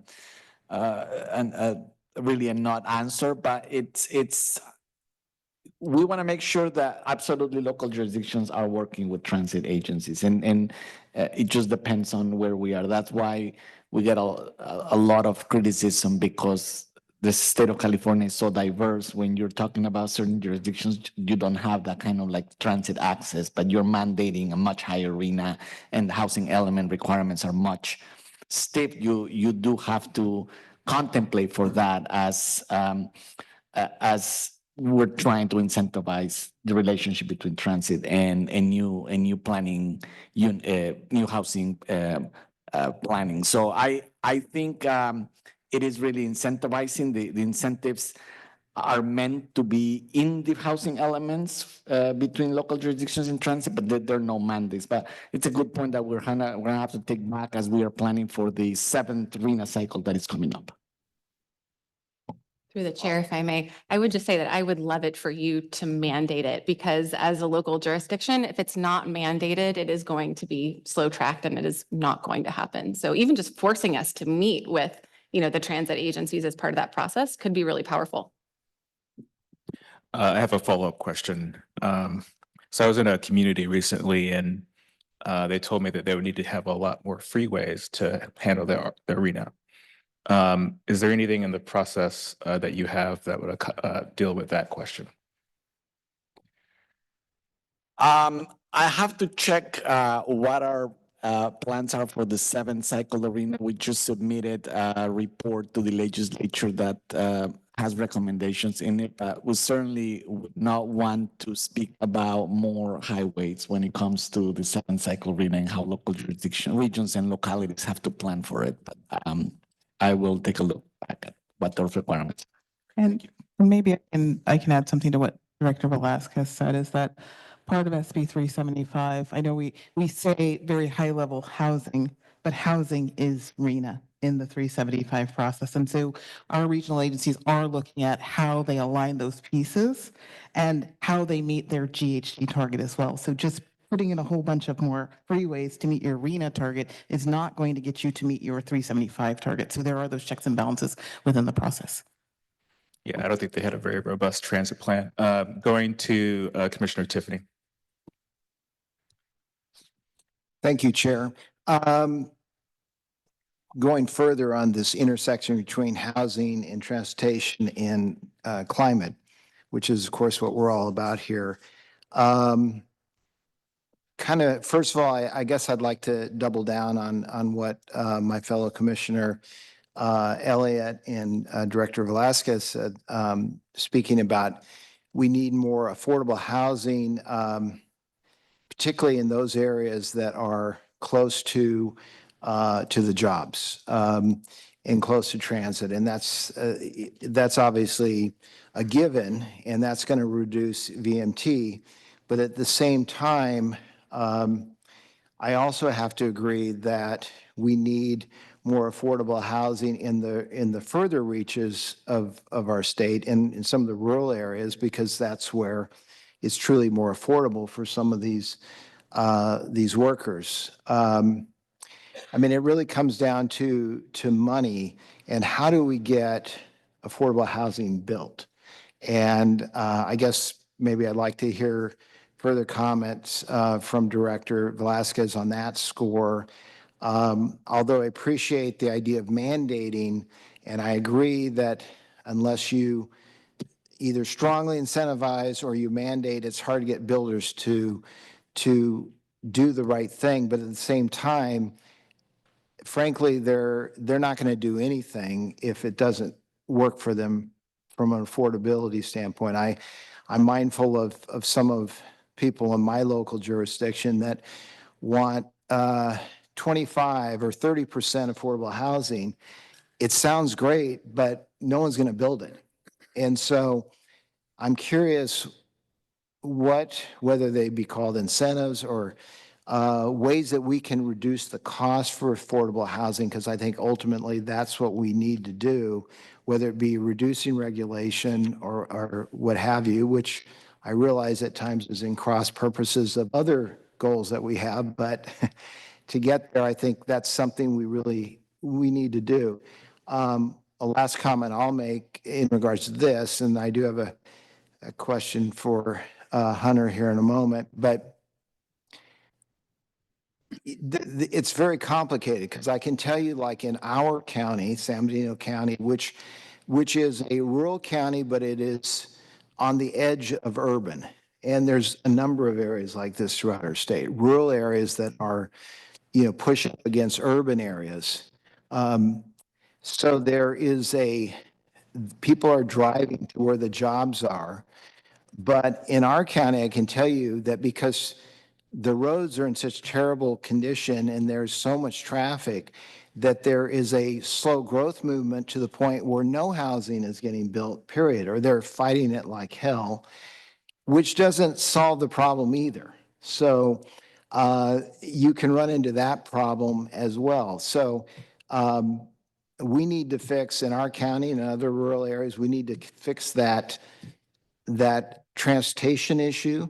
I would love it to be fixed by transit as opposed to expanding a highway or what have you. But there's frankly no money in many of those rural areas to have transit, and the transit doesn't currently exist, which again, I want to eventually ask the question, Hunter, how that's being looked at. But anyway, a number of comments. Maybe you can first respond, Director Velasquez. I'll add my own comments to your reflections. Number one, I wholeheartedly agree that this is why the sixth cycle of RENA is so robust, right? Because the numbers call for housing across cities and counties. The previous comment was, Sonoma County, so many housing units that have to be planned in incorporated areas. So we are, we're in agreement that housing units need to increase across areas. But also, I want to emphasize that we also strongly believe that RENA is absolutely a climate tool within the state of California. We are seeing, because of funding, unprecedented level of investments in the last 4.5 years, and because of the policies that the legislature has codified, that the governor has signed, we are seeing a movement towards, in spite of being much costlier, to bring housing and especially affordable housing into areas that are closer to jobs and amenities. We are seeing that gradually move in that direction because of policies, because of incentives, and because of funding. We're never going to have enough policies and funding that steers the market away from developing in farther areas, because just the market will continue to make housing cheaper in those, just by the fact of the cost of land from farther areas. But we are seeing movement in the direction of creating the type of housing in infill and in low VMT areas. Just a point of note is that the share of lower income units in new development has nearly doubled since 2018. We don't talk a lot about how very low income unit completions increased by 44% in the last 2 years, for which we have full data. So if low income units completions rose by 75% and other type of housing rose by 61% in a year-by-year comparison in the last 2 years for which we have data. So we are seeing a lot of great progression in the direction of building more housing across the spectrum, but especially in the low-income category, and building it, steering it closer to the parcels where it needs to be built, which is low VMT and infill. So we're never going to have, we're never going to, housing elements and RENA are really planning targets, planning exercises, but it will be very, very hard to meet that volume, but we are seeing progressions in that direction because of investments and because of the policies that the legislature and the government have codified into law. Okay, thank you. Thank you for that. And Hunter, so my question is just, and again, I know there's limited money, of course, but if we truly want to see in the rural areas of our state to not be looking at highway expansion, or which obviously, can potentially increase VMT, although there's some issues about how much, because it's rural. But putting that aside, there needs to be more transit options in those areas. And but the expenses can be huge. And so I'm wondering, is the committee looking at how do we better address that? I mean, it's really more of a long-term, I'm afraid, long-term answer, but if we really want to get there as a state, that's really critical. Yeah, it's something that is absolutely critical. No community can be left behind, and transit is a lifeline in rural communities for the small operators who serve that, typically funded by both TDA and federal 5310 and 5311 programs. Transit inside rural communities is inherently going to look different than transit inside urban communities. But one of the things I want to highlight that I feel like the task force can really do to help rural communities is this TDA reform effort. The agencies that have been most penalized on fare box recovery with regards to TDA, which means cutting service in rural communities, it's been rural transit operators have had a much harder time meeting those fare box recovery requirements compared to the urban ones. I also want to make sure we think clearly about not, as we plan transit service for rural communities, it's not just about ridership. One ride in an urban area, might be a mile, 2 miles. These are shorter trips that you need high frequency services for.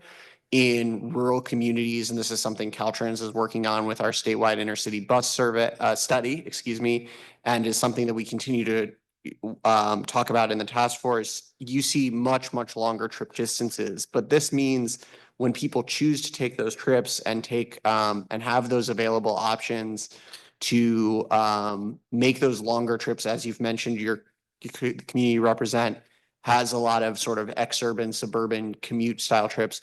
Those often they may not deliver a lot of passenger rides, but they deliver a lot of passenger miles traveled, which are really effective at reducing VMT and helping us meet our VMT goals.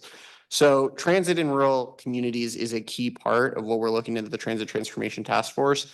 I think especially with the TDA reform effort, that's going to really help our rural operators if we can land that and the legislature can, help reform that process that has really unfairly penalized them for not meeting a 1970s era standard, to be frank. Right. And I am really optimistic that we can start to slowly turn the ship towards making sure people have access to opportunity and destinations via transit, regardless of whether they live in an urban, rural, or suburban community across the state. Okay, thank you. I have a follow-up question. Has there been any effort to look at reducing the cost of operations for transit to make it pencil better if we go to lower density areas, for example? Yeah, I will touch on, we're covering a number of areas in that topic. In more urban areas, I would say our most important recommendations are going to be around transit prioritization, stuff like signal priority, bus lanes, bus on shoulder, those sort of treatments. And as I mentioned earlier, where they've been deployed in the state have seen really substantial reductions in, you deliver the same service, you use one bus, it's going 25, 30, even 100% faster, can deliver much better service to much more customers at a lower operating cost level.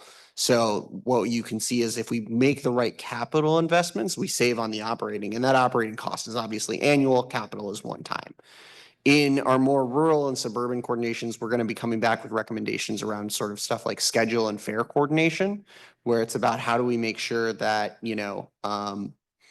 when the states, when we have investments in rail, you have the ability to connect into those larger rail nodes, pulse type scheduling. This is an international best practice we see across the globe so that, we can see, that coordination means that instead of having to run 3 competing services that kind of serve the same market, we're actually all coordinating and having all the agencies talk to each other and making sure that the schedule is harmonious.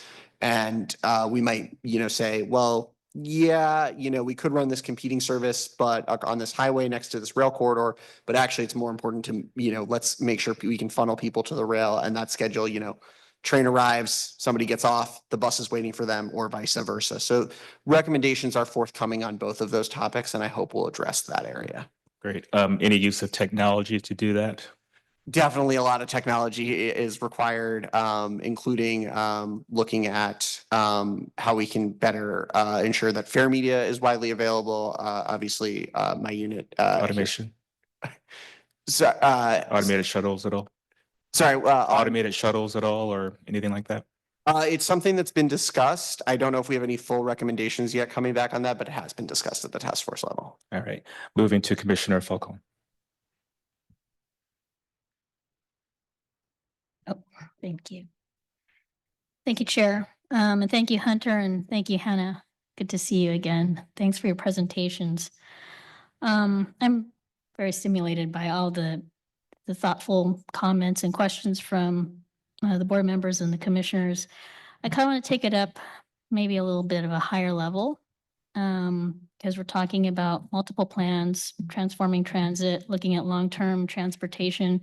Our SB 1121 needs assessment will be coming before us for adoption in May, June.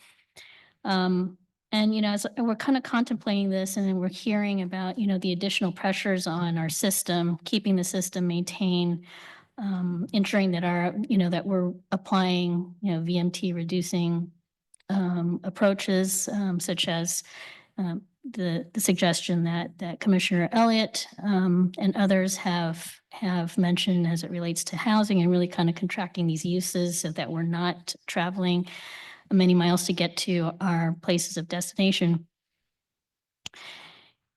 I'm looking at how we package all this, right, to the legislature and governor. Ultimately, we talked about funding, Supervisor Ortiz, talked, very much about, and you're right, that it's been many, many years and probably even, more than a decade now that we've been contemplating a gas tax replacement, whatever we were going to call it, right? This ultimately gets to the decision makers, as you mentioned, Hannah. The policymakers will have to make a decision on how you're going to pay for all this. Even if we do contract, our travel, we still have to contemplate freight, right? We didn't have any really talk about freight and deploying zero emission vehicle infrastructure to support that. Hannah, you worked on some of that when you were with CTC.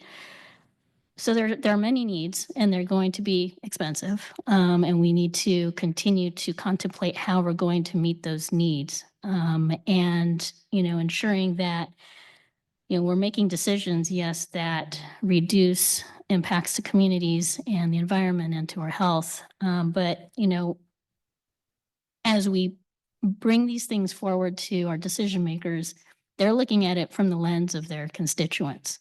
And how are our constituents going to afford paying for transportation amid the myriads of things that they're dealing with right now, all of us, in terms of cost pressures on our households.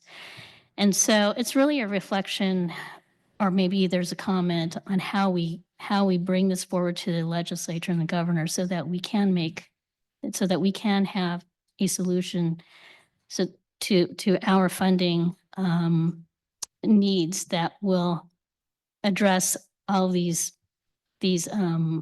priorities. I don't know if anybody has any comments, but I'd welcome it because this is something that is weighing on our decision making as a CTC, how we're going to fund projects in the future. I'll just speak to SB 125. This was not the first effort at TDA reform that the legislature had asked for. I hope we are the final.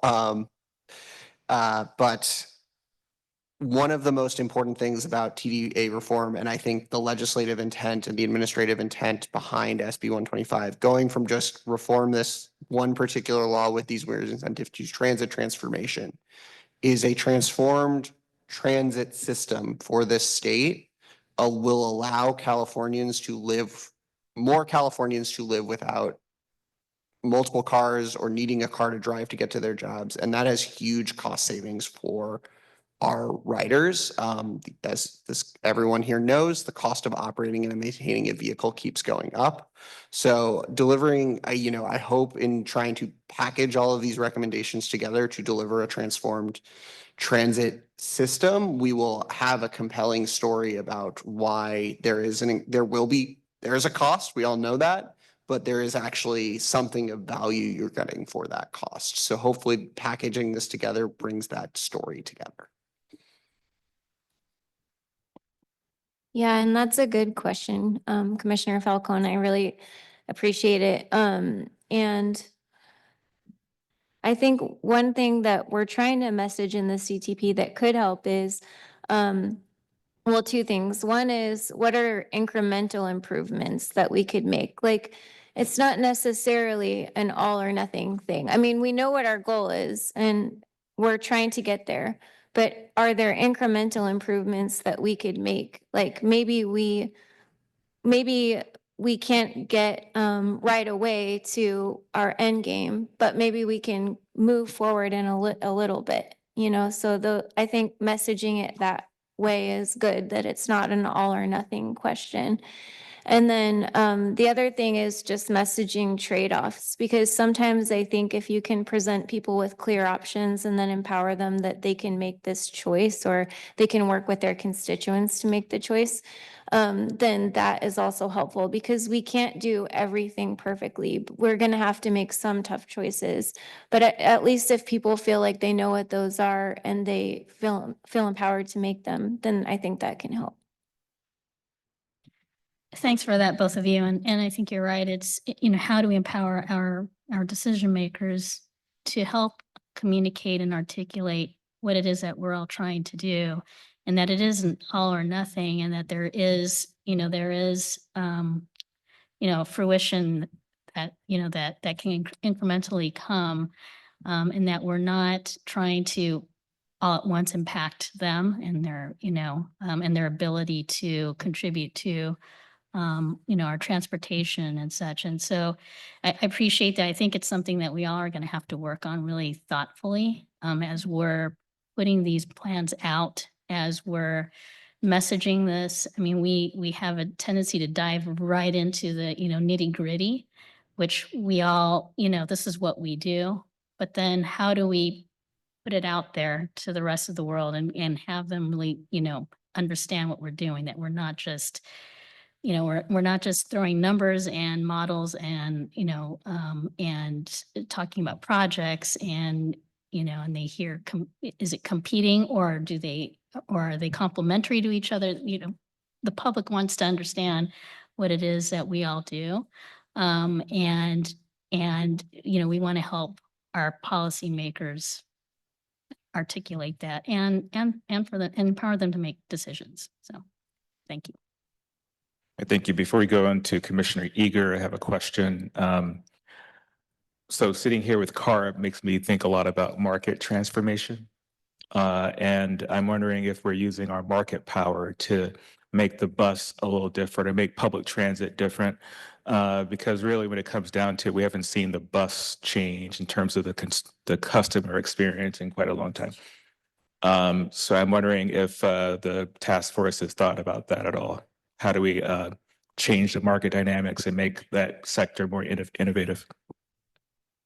I think there's been substantial engagement both at the task force level and just a number of different working groups. I want to highlight, obviously, the CARB has its innovative clean transit regulation that is pushing the entire industry and transit market towards a zero emission bus fleet. I think that is one of the areas we're going to be covering in the task force report on how that market for ZEV buses and ZEV transit vehicles is forming up. I think there's definitely substantially, more work that could be done on other markets, but I do want to particularly highlight one of the areas that has been really of interest to the task force is understanding where we're going in the zero emission vehicle market for transit fleets and sort of that heavy duty subset, and how that may or may not be interacting with our goals of, having a fleet available, as the transition timeline for public transit is much more aggressive than other sections of the vehicle fleet. But we are, continuing to make progress on meeting those goals. So that's one area where I think there's been a lot of work done, but there's definitely other areas, as you've mentioned, where I think more work can be done. It's like the customer experience. On to Commissioner Eager. This is not a question. This is just really a statement. I just wanted to thank you all. It was so refreshing to hear you talk about, here's our goals, but what we're looking at now, is this attainable? Is this feasible? If we look at how much money it costs, if we look at weighing whether or not we can actually do this based on what might be to the detriment of other things. I think for so long, we put these things on paper that say, by God, this is the right way to go and we're going to do this.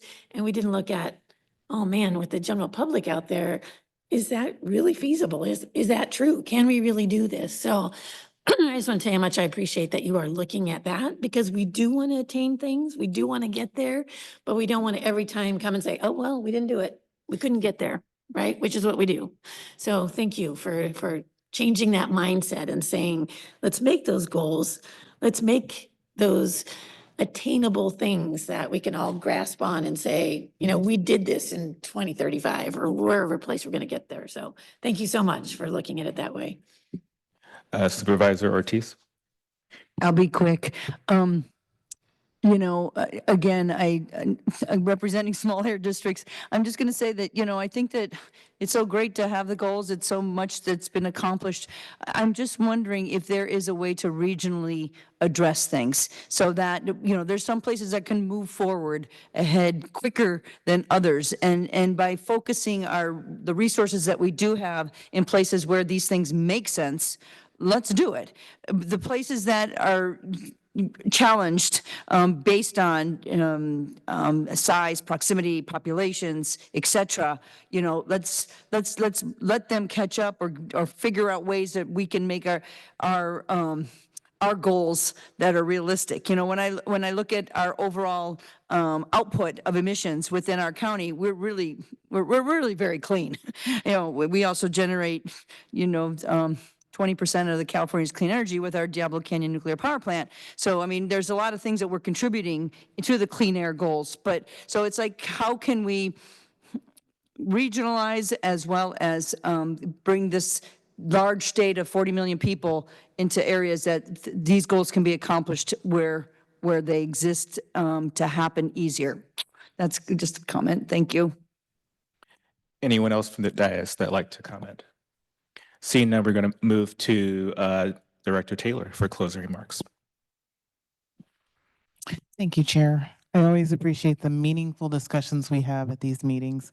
And I want to thank the public and our interagency staff, especially the board and commissioners, really every stakeholder that is here in the room today and watching online. Your participation and engagement is critical for advancing our shared policy goals. We had a robust dialogue on many issues of statewide significance, with an emphasis on how to further transportation, housing, and climate policy initiatives through coordinated long-range transportation planning. We heard from Caltrans staff on their work to publish the next California Transportation Plan and support the Senate Bill 125 Transit Transformation Task Force. And Hannah, it's good to see you again. I noted the following actions that our staff will work to carry forward. We will work with Caltrans to include in the California Transportation Plan a further consideration of the role of infill housing in California's transportation goals. And 2, strengthening consideration of the VMT goals established in the scoping plan and identification of strategies for achieving those goals. We will work together on how housing assumptions used by our agencies can reflect the state's commitment on housing accountability and affordable location-efficient housing to achieve climate goals and reduce transportation infrastructure costs. We will provide an update on the regional housing needs assessment and housing accountability processes at a future joint meeting. We will work to coordinate briefings for interested commissioners and board members on the Transit Transformation Task Force recommendations and the California Transportation Plan prior to their finalization. We will continue to coordinate on these significant efforts and provide updates when we meet again in November during our next progress report. And thanks, and I'll hand it back to you. Thank you. And thank you to everyone that tuned in today for our joint meeting. I'd like to thank the teams from our 3 agencies who help coordinate these meetings. In particular, I'd like to thank the commission's planning. Sorry, can we check for public comment on that item? Good point. Is there any public comment? We have no public comment online. Anyone in the room? No. Specifically, we'd like to thank Doug Remedios, Brandy Fleming, Justin Hall, Laura Pennybaker, and Destiny Preston for their help in making today's meeting happen. I look forward to these continuing discussions at our next joint meeting, which will be held in Riverside on November 6th. Before we conclude, I wanted to also invite you all to the Commission's next town hall meeting, which will be held in Imperial County later this month on April 24th and 25th. Our town hall meetings are a great opportunity to learn more about rural transportation challenges and the great diversity of our state. With that, I'd like to ask Chair Randolph or Director Velasquez if you have anything you'd like to add before we take public comment for items not on the agenda. Thank you, Chair Grisby. And thank you to Hannah and Hunter. Those were great presentations, really, really interesting. And I learned what TDA reform is. So that was very important. I appreciate it. I just wanted to kind of take it up a little bit to kind of the statutory frameworks we're working with and we're grappling with here, right? You know, we are implementing AB 1279. We are moving toward carbon neutrality by 2045, and we recognize that there are fiscal challenges and various practical challenges that we all have to deal with as we try to increase housing to make the state more affordable. And the CTP, to me, as several of my colleagues here on the dais have stated, is really that opportunity to provide that common framework, that long-range plan for making transportation decisions that really support the transformation that we need to see in California. And so I really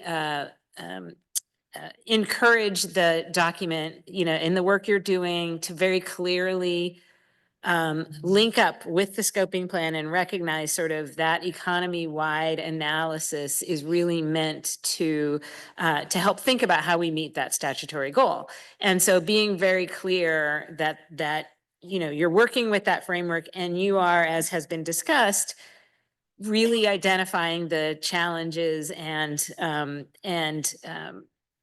opportunities within making these policy decisions on how to meet that goal. But we can't lose sight of that goal. So really appreciate the conversation. This has been one of the most substantive, I think, of these joint meetings. I feel like a lot of what the comments we got could just go straight into the CTP in terms of thinking about the different challenges we all have. So really appreciate everyone setting this table and the presentation that kicked this off. Thanks.